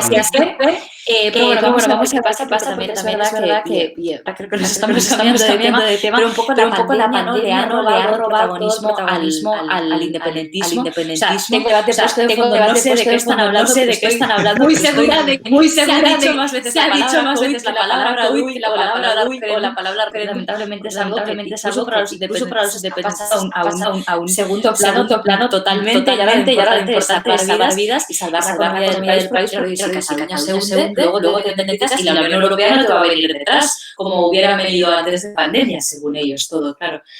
Así que hay que ver ese juego este domingo. Además de ser muy bestia, aquí en el País Vasco, los estudios electorales de lo que hablaban y tal, era de que la participación había caído sobre todo, o más mayoritariamente, entre las personas mayores. Y el reparto de personas mayores por partido en Cataluña es extremadamente desigual. O sea, estamos hablando de que el PSC y el PP, más del 50% de su votante es mayor de 50 años. Sin embargo, los partidos como por ejemplo Ciudadanos, Vox, Esquerra, lo nutren gente joven. Sí. Efectivamente. No, Junts es también gente bastante mayor. Igual que el PDeCAT. Entonces, Junts se puede dar una hostia bastante severa contra Esquerra si la gente mayor no vota. Igual que el PP puede estar pasando por un momento.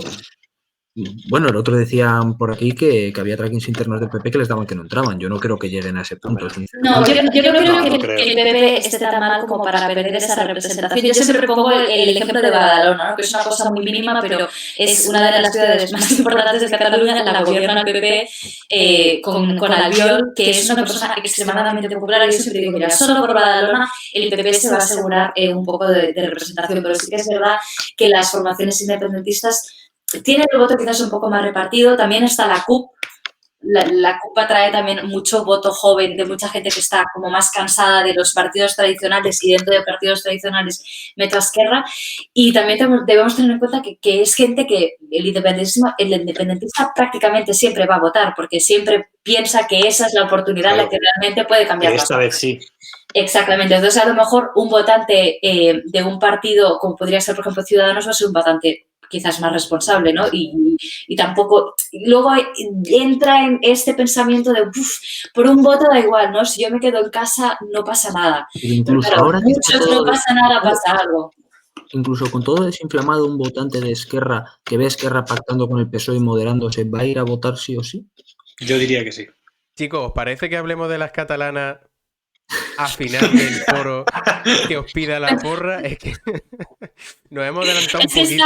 Es que está el tema ahí, estoy viendo. Pero escúchame, mirad cómo lo voy a hilar. Lo voy a hilar con la portada que nos dejó ayer La Razón. No sé si la podéis ver ya en Twitch. Con Otegi y Oriol Junqueras, bueno, protagonizando un meeting, pero no me voy a fijar en la foto ni en la encuesta de abajo, sino en el otro lado de la portada de La Razón, que dice que si cae Rajoy hay que limpiar la sigla y dejar la sede de Génova.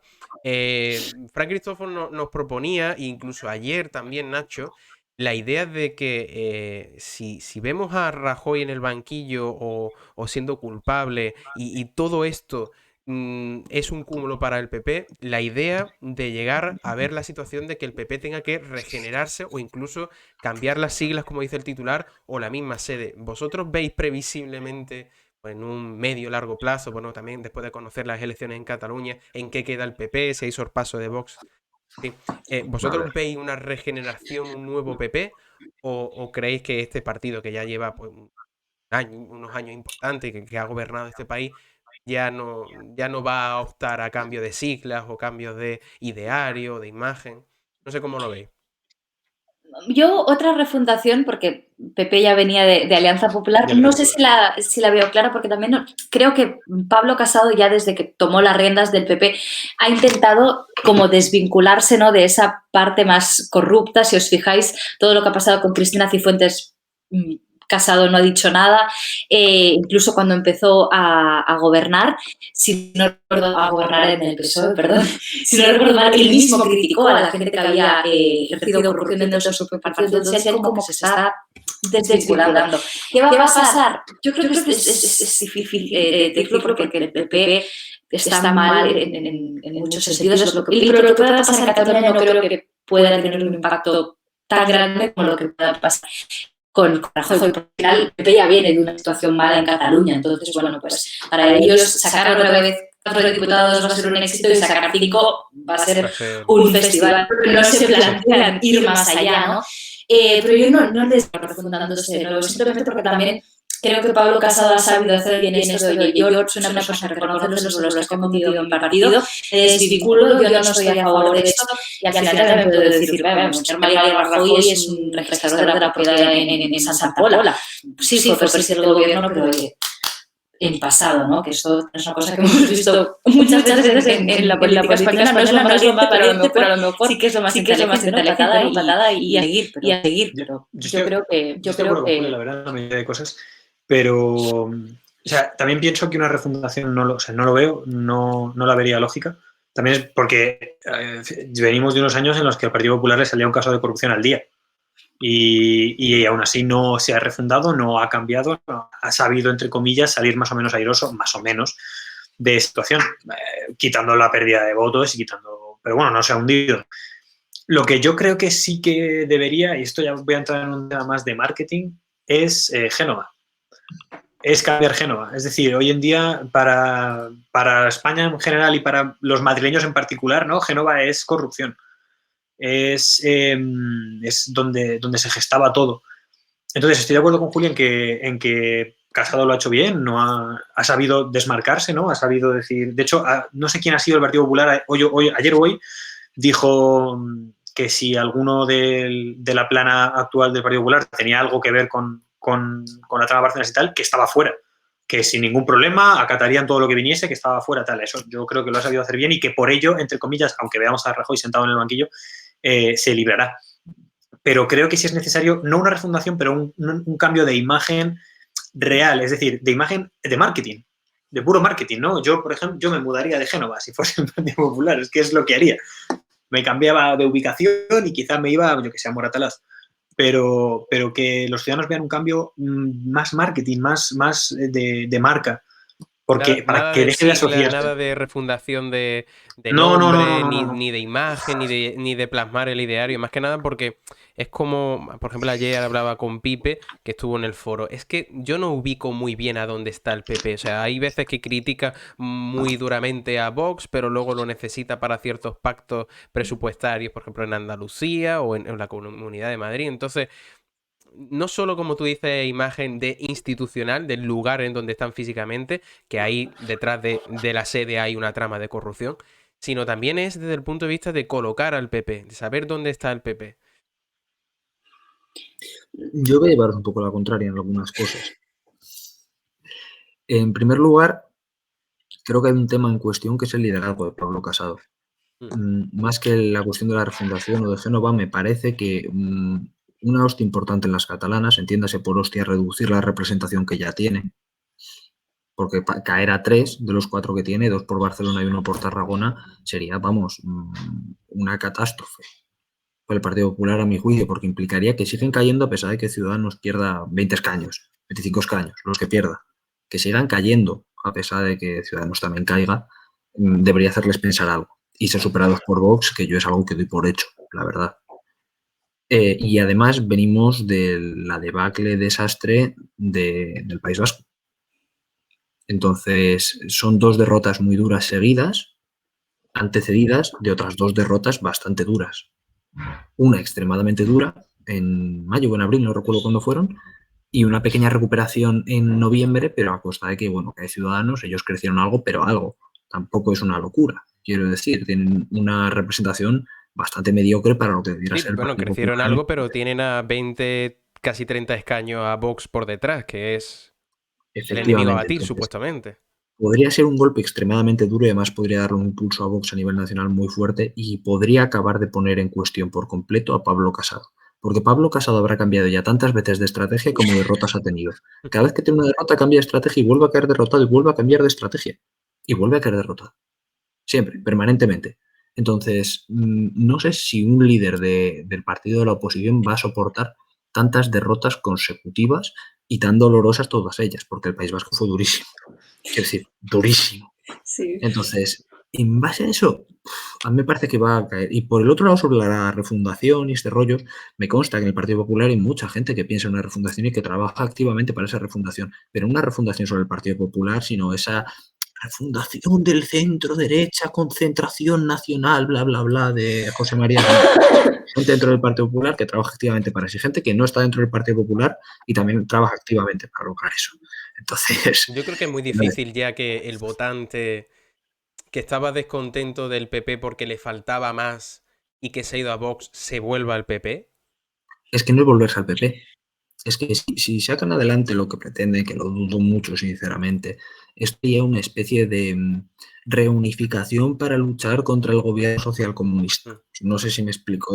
Sánchez no lo vamos a sacar de ahí en agua caliente mientras sigamos divididos. Así que lo que tenemos que hacer es unirnos a combatir a este tío que, fíjate, que se está saltando las instituciones, no sé qué, y lo está haciendo su casa y se lleva a sus amigos a Doñana. Y fíjate lo que dice el vicepresidente, que nos ríen en Rusia. Ese es el argumento. Sí. Sí. Para volver a reunir a un parte importante del votante, porque mucha otra se te va a ir. Entonces hay gente que quiere hacerlo. Sí. Yo dudo mucho que Pablo Casado tenga el liderazgo necesario para conseguirlo. Es más, dudo mucho que a día de hoy se pueda conseguir, pero habrá gente que lo intente seguro. Que Pablo Casado es probable que si la cosa se va al carajo aguante malamente hasta que se lo cepillen. Yo creo que también. Sí, yo creo que es un poco una cosa que comparten los líderes del PP, que es aguantarlo todo contra Víctor y María, como el propio Rajoy, están hechos de otra pasta.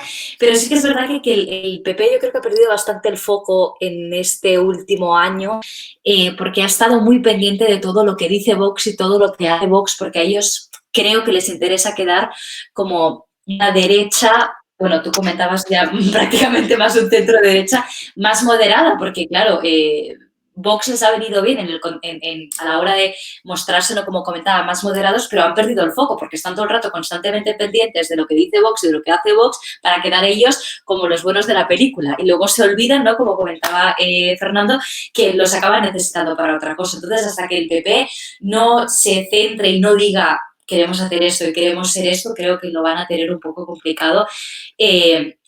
Y si se despistan, le van a seguir cediendo gran parte del terreno a Vox. Y creo que esto es algo que vamos a ver por primera vez el domingo en Cataluña, lo tengo clarísimo. Luego, lo que pase en unas futuras generales dependerá también un poco de cómo siga comportándose Vox, porque, bueno, sí, Vox es como la gran sensación del momento, la gran revolución, pero nos haces perder el tiempo, ¿no? Como una moción de censura fallida que utilizas como un mero acto de propaganda electoral por adelantado, pero igualmente es en plan, permitidme la expresión, ay, este tío tiene un par de cojones porque es el único que le ha plantado cara a Pedro Sánchez. Bueno, pues permíteme que lo dude. O sea, en medio de una pandemia yo creo que hay cosas muchísimo más importantes que cambiar al presidente del gobierno. Bueno, no sabemos para qué fue esa moción de censura, ¿no? Para conocer a Garriga, que conoce marketing.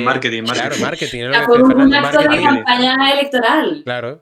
Marketing, además, bastante peor de lo que esperaban.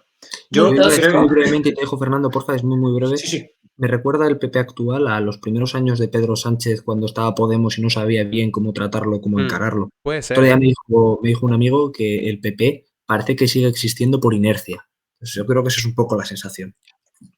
Me viene perfecto lo que acabas de decir porque te iba a decir exactamente lo mismo. O sea, me recuerda al PSOE cuando salió Podemos. Es decir, tú estás muy a gusto en tu sillón de líder y te ha aparecido alguien que te empieza a tocar allá abajo. Entonces, también creo que la deriva todo el rato que tiene el Partido Popular que no sea clara, también yo hasta cierto punto la entiendo. Es decir, has pasado de estar en tu trono de oro a alguien que te puede mover de ahí. ¿Qué hacemos? Esto. Joder, pues ha salido mal. Claro, ¿por qué?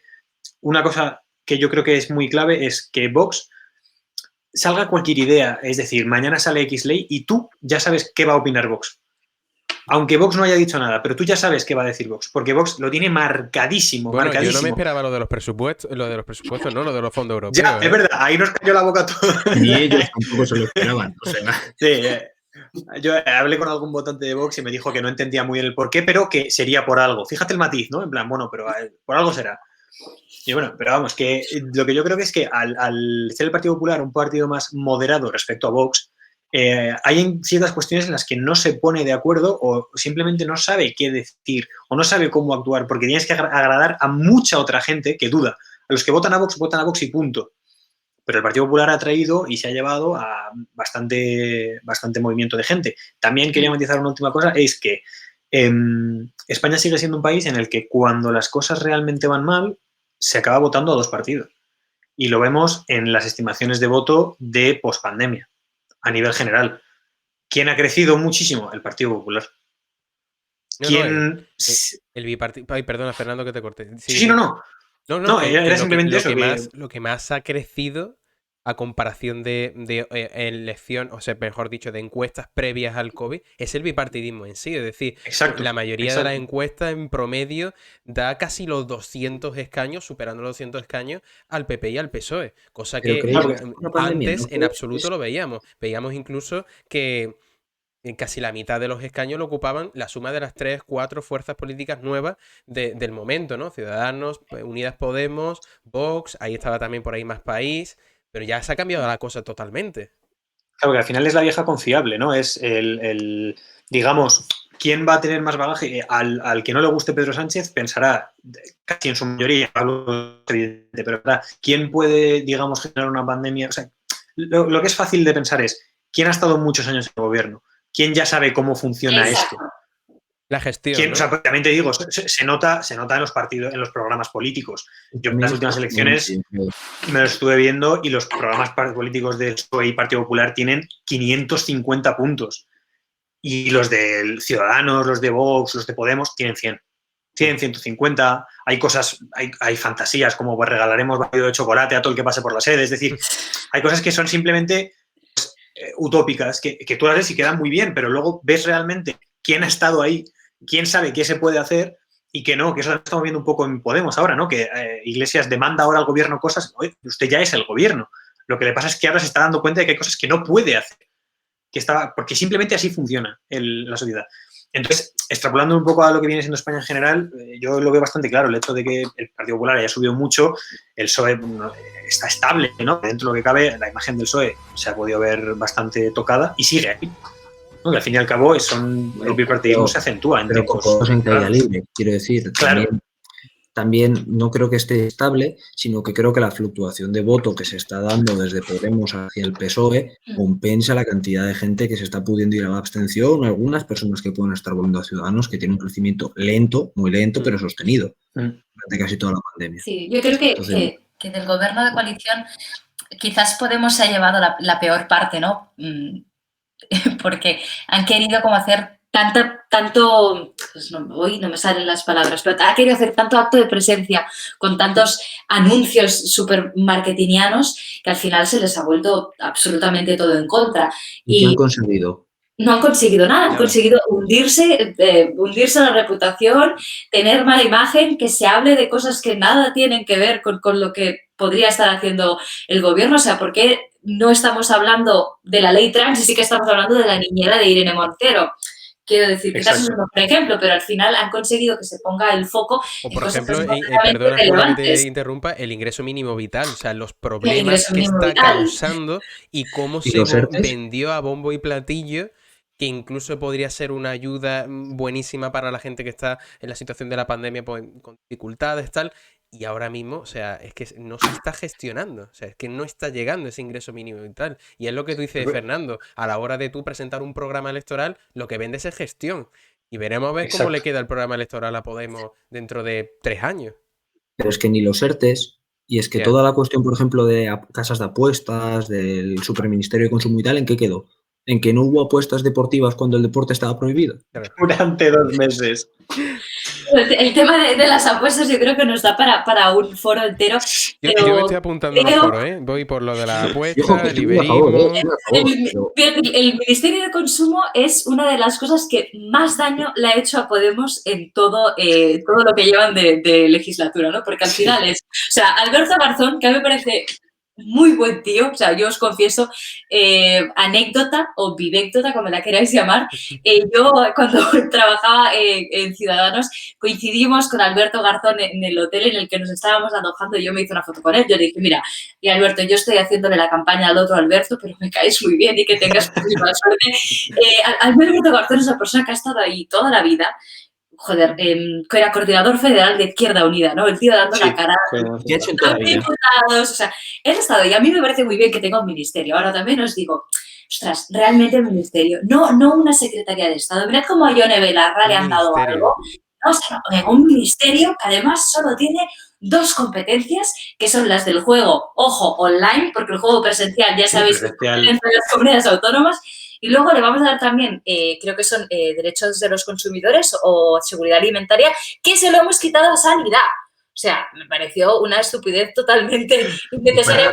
Y la última, yo tengo que sacar mi vena jiennense, aunque le moleste mucho a Valentín, y mi vena andaluza. La última movida que ha habido que tiene al campo andaluz en armas es comparar el aceite de oliva virgen extra con la gaseosa, con las Coca-Cola y la bebida refrescante. El Nutri-Score. El Nutri-Score, o sea, digo, es que está ahora mismo las cooperativas, las empresas oleolícolas, el oleoturismo que estaba emergiendo en Andalucía de una manera brutal para dar a conocer el trabajo que hay detrás de la aceituna, está diciendo, ¿pero qué me estás contando?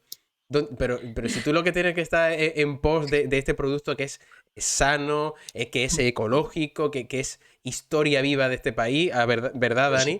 Y que se ponga ahora a compararlo con bebidas gaseosas y azucaradas, o sea que... Guille, el tema de las bebidas azucaradas lo miramos bien, el principal exportador mundial de aceite es España. Y digo si lo miramos bien porque técnicamente es Italia, porque los cabrones compran el aceite, principalmente de Jaén. ¿Pero qué me estás contando, Dani? Que yo no sepa. Y lo venden como italianos. Entonces, coño, es que es algo importante. El jamón, el aceite y el vino son 3 productos que España tiene que potenciar a muerte. Bueno, defender y vender, vaya. Julia, antes quería... Dime. Que creo que te había interrumpido, Dani, ha habido ahí un momento, no sé... Sí, bueno, también con el tema de las bebidas azucaradas, eso, todos esos marrones que le ha caído a marrón un poco sin comerlo ni beberlo, que había muchísimo debate. Al final, si no recuerdo mal, y corregidme si me equivoco, gracias a una enmienda con el PNV se retiró de los presupuestos la introducción de ese impuesto, pero ahí surge otro debate, ¿no? O sea, le estamos poniendo el impuesto a la Coca-Cola, pero no se lo estamos poniendo a la bollería industrial, no se lo estamos poniendo a los productos que tienen muchísima sal, que también son súper poco saludables. Que al final lo que quieres es que la gente coma bien. Hombre, vale, sí. Yo creo que hace más daño un bollo que una Coca-Cola. Pero ya eso es para otro foro. Si es un foro, y mi ministerio de consumo, cuenta lo que quieras, porque por temas laborales me ha tocado estar bastante metida en el tema y también pues el tema de la regulación de las casas de apuestas. Ahí hay otro pitote montado bastante gordo que se está comiendo el pobre Garzón, que está en medio con esa cara que tiene de una persona pobre. Pero es como digo yo, es la resistencia, ¿eh? O sea, fíjate cómo empezó y mira cómo está ahora. O sea, un diputado de la provincia de Málaga, de ahí de un grupo muy plural de Izquierda Unida, que había iniciativa per Cataluña, y mira ahora ministro de Consumo. Pero chicos, es que lo vamos a hilar. Esta noche es todo hilándolo. Porque tengo... Dani, perdona, pero es que el tiempo... Tengo ya delante la portada del Mundo que nos decía que Iglesias se alinea con Rusia y denigra la democracia en España. O sea, no abandonamos el gobierno porque es eso, porque el vicepresidente ha cuestionado la democracia de nuestro país en este fin de semana, creo que es esta portada. No, de hoy mismo, perdón. Pero es que hace un par de semanas cuestionaba el poder que tiene el gobierno, que no lo hay, que supuestamente hay otros poderes que no les permiten pues echar en adelante esas propuestas o esas iniciativas que decía Julia. El IBEX 35. El IBEX 35, por ejemplo. ¿Cómo lo veis vosotros? Que un vicepresidente de un gobierno cuestione la democracia de España denigrándola. A mí me parece, yo sé que esto va a ser bastante contrario, pero a mí me parece muy bien. Lo que no me parece bien son los motivos que dio para defenderlo. Es decir, me parece muy bien que se cuestione la democracia, porque creo que debería ser así, ¿no? El accountability famoso, ¿no? La rendición de cuentas respecto a un país debería ser constante.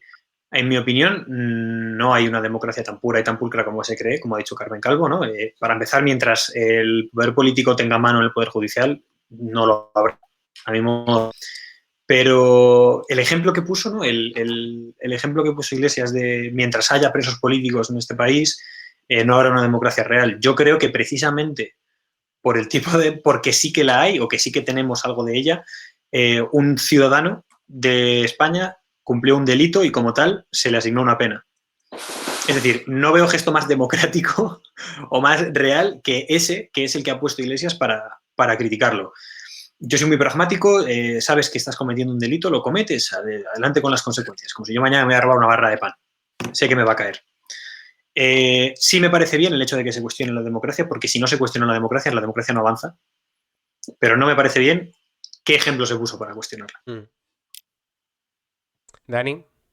Bueno, yo lo primero decir, Guille, que te iba a echar un capote. Iba a decir que en el foro del otro día estuvimos comentando ministerio por ministerio. Cierto. Que fueran a ver pero bueno, eso el no era el sábado. foro, eso era algo intermedio que quedó ahí, una laguna que nos inventamos el sábado.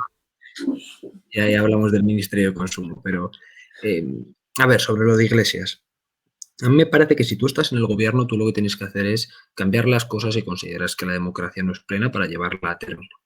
El problema con esto es que cuando eres vicepresidente, tú tienes una responsabilidad no solo para con la gente de tu país, sino también para con el resto del mundo. Y para con el resto del mundo, para la gente de tu país. Porque los intereses de España no se defienden dentro de España, se defienden principalmente fuera de España.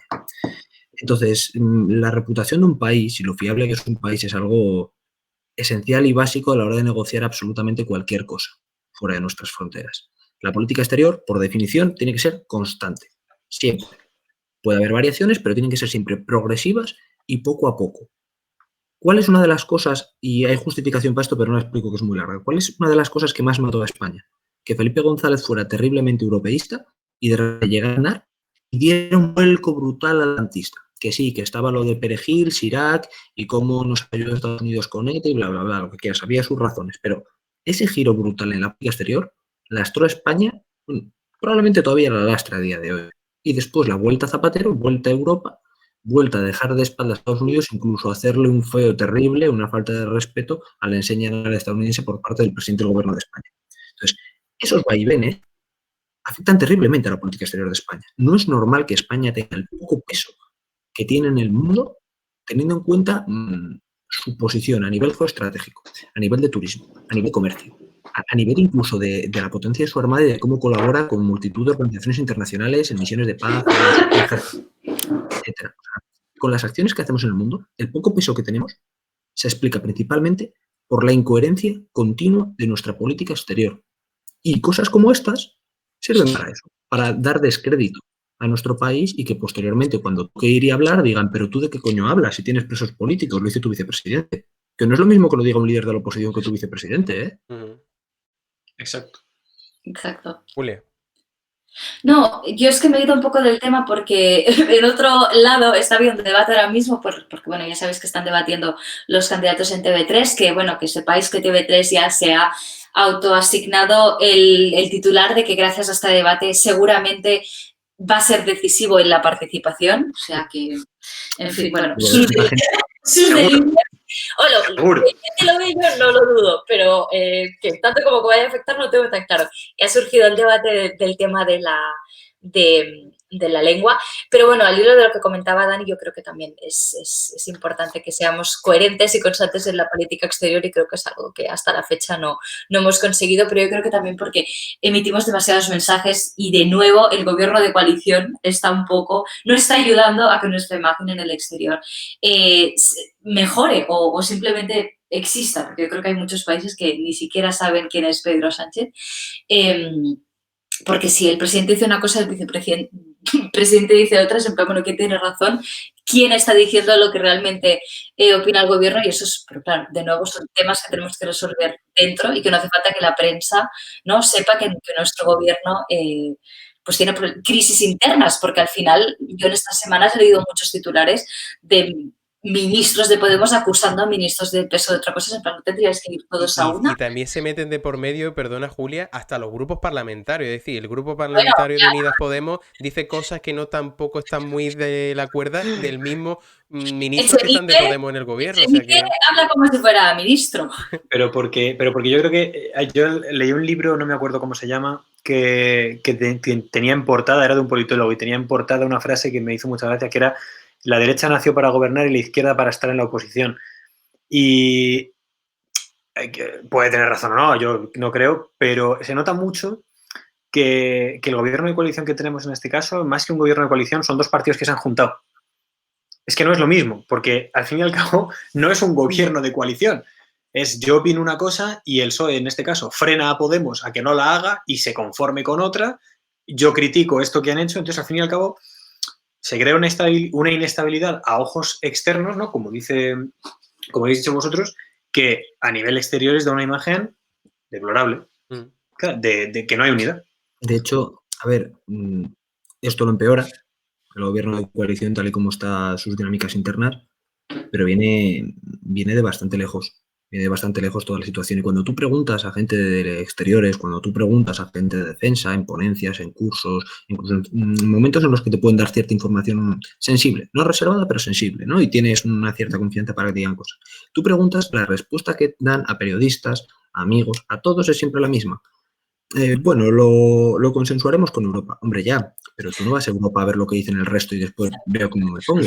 Tú tendrás que llevar tu propuesta a Europa. Tú tendrás que decir, esto es lo que opina España, ¿qué opináis vosotros? Vamos a ver y encontramos un punto común. Sobre todo cuando hablas de cosas que estratégicamente son importantes, como Latinoamérica, la soberanía energética en el Mediterráneo Oriental o la estabilidad en el Magreb o Filipinas, que es algo que hemos dejado bastante abandonado y ni siquiera el Instituto Cervantes está haciendo allí ese soft power que a veces hacen otros países. Entonces, da la sensación de que falta iniciativa. Falta que España tenga claro cuál es el papel que quiere tener en el mundo, sea cual sea, y lo tome. Si quieres una potencia media, que lo sea. Si quieres ser una potencia de soft power que puede empezar a mover con el tema del castellano, el comercio, no sé qué, y empezar a... que lo haga. Que quieres tener una presencia un poco más rocosa y empezar a enviar tropas, pues mira, pues tenemos un batallón entero en Líbano, que lo tenemos otro destacado en la misión en Letonia, que lo tenemos, Eurofighters en Rumanía o ayudando en el Golfo de Guinea contra la piratería, igual que en la Operación Atalanta. Guay. Lo que no puede ser es una especie de mare magnum en el que cada ministerio hace lo que le sale de las gónadas y que no hay un orden ni un concierto ni una intención de qué quieres ser. Si tú ves los documentos de estrategia del Ministerio de Exteriores y del Ministerio de Defensa y se te caen los huevos al suelo, igual son los dos ministerios más competentes que hay en el gobierno. A Dani que le frustra esto. Yo solo digo una cosa. Yo pongo velitas a San Mario Draghi porque ojalá sirva como ejemplo para lo que se viene, porque lo hablamos ayer, yo le pongo mucha esperanza en él, en el gobierno que puede configurar y que por favor que sea, no sé, que sea algo que inspire a otros gobernantes, por ejemplo, a nuestro mismo país, no pasaría nada. Que alguien con solvencia, con, no sé, con una imagen, que simplemente con verlo de frente dice, te viene algo potente y no lo que estamos viendo en este gobierno que tenemos de coalición, que es como dice, o es un gobierno de coalición o un grupo de colegas, porque en los grupos de colegas hay acuerdos, hay entendimiento, o no lo hay, pero bueno, siguen siendo colegas. Pero esto es un gobierno de España, pero no firman órdenes legislativas. No, yo creo que nuestro gobierno es un poco, y el símil que voy a hacer es muy choni, pero para que me entendáis, es un poco la edición de Gran Hermano de Pepe y Dairon, no sé si la recordaréis, creo que fue Gran Hermano 7, que eran gente que vivían juntos, ¿no? Que tenían que luchar por un objetivo común, pero que estaban divididos en dos. Pues mira, al final, Podemos son Pepe y Dairon, que se llevan el gato al agua, y el resto de la casa que los llamaban piña colada son Pedro Sánchez y el resto de ministros del PSOE.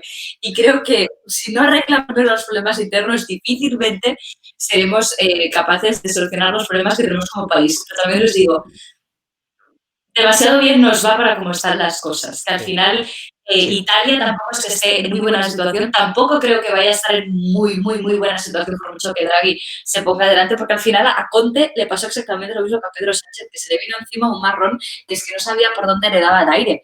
Y yo quiero aquí desde aquí lanzar un minuto de silencio, porque no sé si sabéis que Conte ha levantado furor en Italia, que tiene una legión de fans tremenda. Os animo a seguir una cuenta de Instagram que es muy divertida, lo tienen idolatrado como si fuera una estrella de rock, y ahora estas chicas se han quedado sin su referente, pero sin su Conte.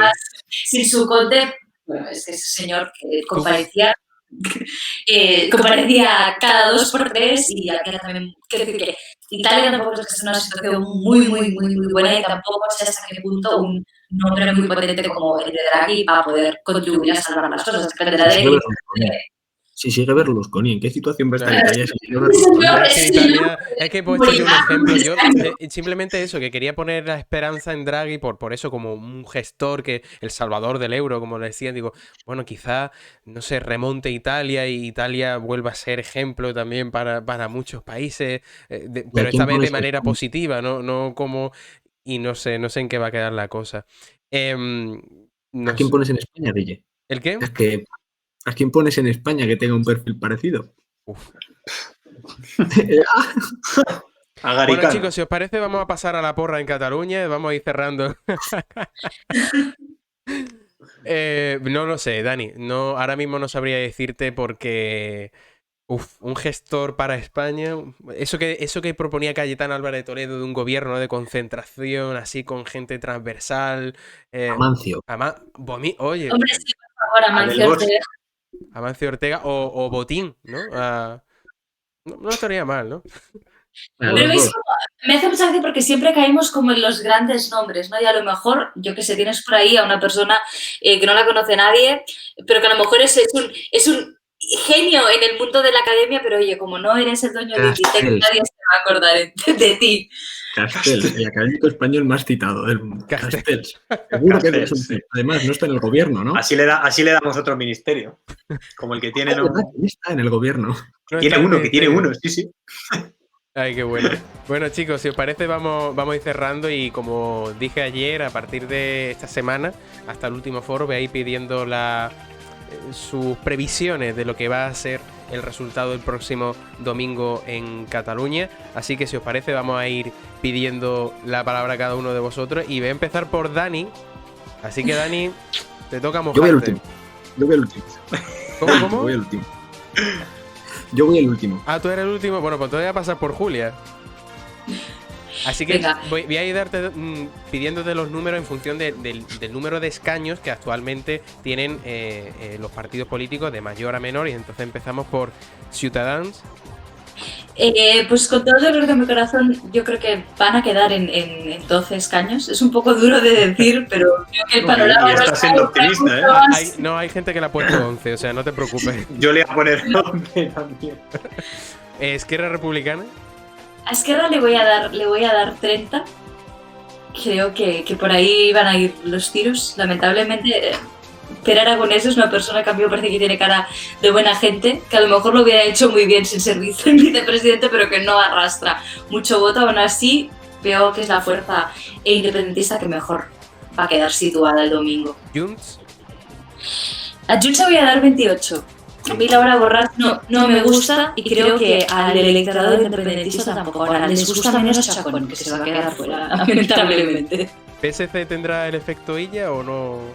Sí, ha puesto efecto Illa 100%. Yo creo que Illa vende una imagen que en Cataluña, por lo que sea, la gente compra mucho, que es el gran triunfo en Madrid.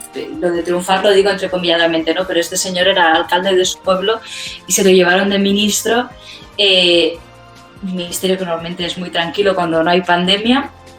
Pero casi es una persona que... Yo le daría 31. Yo creo que van a ganar en escaños. ¿Cuánto? 31 escaños. 31 escaños. ¿Qué va a pasar con el PP? Creo que va a remontar un poquito a costa de Ciudadanos. Yo doy 6. Van a lograr tener un grupo parlamentario, pero tampoco es que les vaya a ir bien la fe. CUP? A la CUP le doy 10, por lo que habíamos comentado antes también de que hay mucha gente joven que va a votar y también porque hay mucho descontento con el independentismo más tradicional, más institucional, se van un poco. Para esta gente yo creo que les doy 10 y además ellos mismos se están vendiendo como la clave y yo creo que la van a volver a tener, con sus condiciones un poco alocadas, pero ahí van a estar. ¿Vox? Vox, yo creo que entra con fuerza con 11. 11, wow. Joder. De momento, Sí. has superado a Rejano que le daba 10 y te pones con 11, wow. Sí, yo creo que se comen parte del voto de Ciudadanos y además Vox este fin de semana les ha pasado algo que en realidad es una putada, pero yo creo que ellos estaban esperando que los pasaran, creo que los adhieran. Que les insultaran, que les tiraran piedras, porque al final estos tíos están partiéndose la cara por defender a los que no somos independientes en Cataluña y aparte, yo creo que el votante de Vox que tiene la oportunidad de votar a Vox en unas catalanas se va a quedar en casa, porque es gente que anticuerpos españoles contra el virus chino. Yo puedo con todo, me pongo una mascarilla de camuflaje con la bandera de España y voy a votar. Y luego trombosis. Sí. Luego trombosis. Bueno, me quedan los comunes y PDCAT, pero vamos con los comunes. Yo el PDCAT se va a quedar fuera, esto lo tengo claro, se le doy 0 escaños, lo han tenido muy complicado, representa una parte del independentismo que es como muy rancia, muy vinculada a la figura de Artur Mas, lo han intentado revivir, es que han revivido a gente que era necesario revivir, Artur Mas, Joana Ortega y luego la candidata Ángel Chacón, que está haciendo una campaña un poco complicada, se van a quedar fuera. Y los comuns, a mí me sabe mal porque realmente Jessica Albiach creo que se lo ha trabajado mucho. Es un grupo parlamentario que ha trabajado mucho durante toda esta legislatura y que no han sabido lucirse porque no se han querido mojar con el independentismo, que al final era, yo creo que lo único antes de la pandemia que te demandaba la legislatura, y creo que se van a quedar con 7. Van a perder un diputado solo con respecto a los que tienen ahora, que no es un muy buen resultado, pero tampoco es, yo creo que la debacle que cabría esperar. Pero a lo mejor ¿He escuchado 7?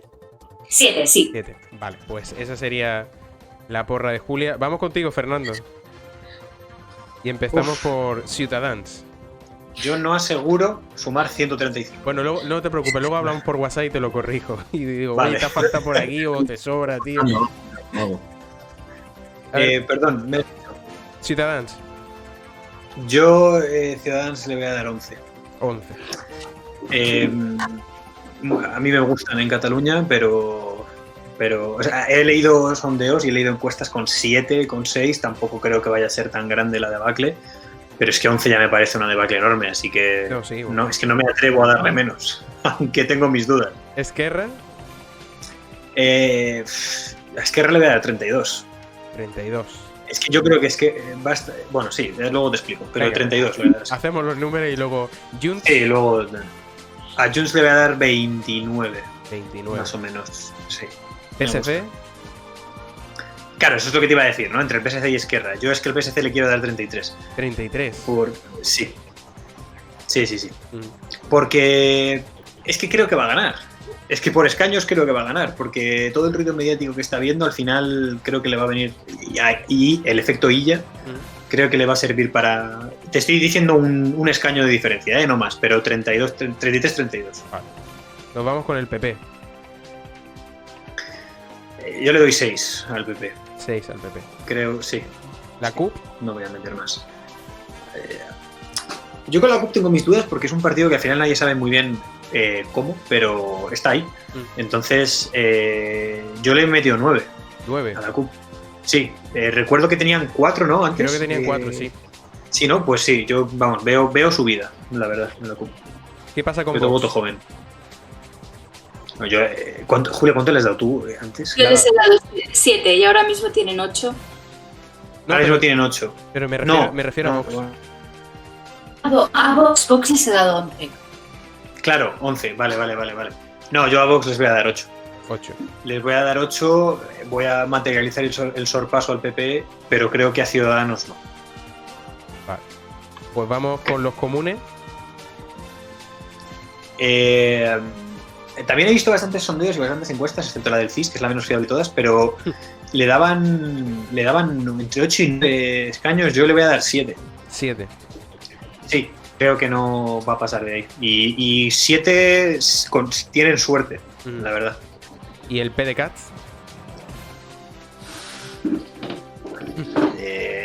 yo lo siento, pero opino un poco como Julia. El PDCAT Se queda fuera. ese sí que necesita una reorganización, el PDCAT. Sí. Bueno, yo creo que se queda fuera. Lo último que he visto hoy, que digo, lo meto en la encuesta, pero bueno, en la porra, pero es que ninguna encuesta me aparecía. Era el Partido Nacionalista de Cataluña, que era que venía de una chavala joven, creo que se llamaba Nuria, que provenía también de Convergencia. Y digo, pero es que Convergencia se ha desmembrado de una manera que es que no sé qué va a quedar. Y a ver, como tú dices, como vosotros decís, en qué queda el PDCAT. Tan solo Pablo Rejano le da un escaño, el único escaño, y a ver si se aparece. Pero bueno, a ver qué nos cuenta Daniel de la Rosa. Dani, es tuya la palabra. Sorpréndenos. A ver, Ciudadans. A ver que salga la tablita, que va con retraso esto. Ah, ahí está, vale. Vale, yo voy a tener bastante en cuenta el hecho de que la abstención va a ir de forma muy asimétrica a los diferentes partidos, por edad. Entonces, no se extrañan algunos resultados. Te voy a decir primero lo que creo tener bastante claro. Pero bueno, ¿cómo que lo claro? Todo no me lo va a decir, ¿no? Sí, pero voy a ir saltando todos los partidos. A Ciudadanos ponle 14. Ciudadanos le ponemos 14, vale. Por el tema de la edad, que comento. El siguiente sería Esquerra, pero tú te vas a Vox, ¿no? A Vox ponle 8. Vox 8. Sí. Y al PP 4. PP 4. Que se quedaría igual. Sí. Suman 26 entre los tres partidos. Que no me parece algo descabellado. Y creo que el PP va a caer bastante por todo el tema de los abueletes que comentábamos. Y que Vox se los va a comer. Vale. Ahora, la CUP yo también creo que va a pegar una subida bastante grande en zonas urbanas. Ponle 10. 10. Porque creo que va a aprovechar, aparte de que por simple porcentaje de voto, que sean más fiables sus votantes que otros, crecerá, creo que va a aprovechar buena parte de la caída de los comunes, a los cuales yo les voy a poner 7. Se quedaría igual los comunes 7. Sí. Bien. Y a PDCAT ponle 0. Un detallito, ¿no? Sí. Hasta ahí lo que estoy seguro. Ahora tengo que cuadrar los escaños con Esquerra, Junts y PSC te quedan. Sí, a ver. Lo que tengo claro es que va a ganar Esquerra, a mi juicio. Entonces, vamos a probar con un 31, 28, 26. Pero espérate, 31 para Esquerra. Eso es. 28 para el 28 para el PSC. Sí. Y Junts se quedaría con 26. Y ahora contamos y sumo más donde tenga que sumar más. Que creo que me he quedado algún escaño. Bueno, ya tenés que sacar el móvil, o sea, en directo. Vamos a ver en qué queda la cosa. Son 135 escaños, así que... ¿dónde está Dani? Espera un segundo, ¿cuánto suman los indepes todos juntos? Pues. Estamos en 59... 69, dan mayoría. Me cuadra. Pues si no me falla la calculadora, tienes que repartir 7 escaños. Espérate, no puede ser eso. ¿Te has dejado algo fijo?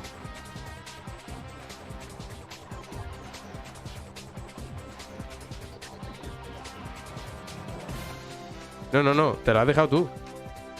7 escaños me he dejado. Te faltan 7 escaños, es que... Jodo. ¿Hacemos como tu amigo Ignacio, luego me lo dices o quieres corregirlo en el momento? Es que son 7 escaños, tío. 7 son muchos para repartir. Pues ponle, escúchame, ponle 2 a Esquerra hasta los 33. Vale. Me quedan 5 para repartir. Ponle al PSC hasta los 30. Vale. Me quedan 3 por repartir. Ponle 1 a Junts. Sí. Me quedan 2 por repartir. 2 por repartir.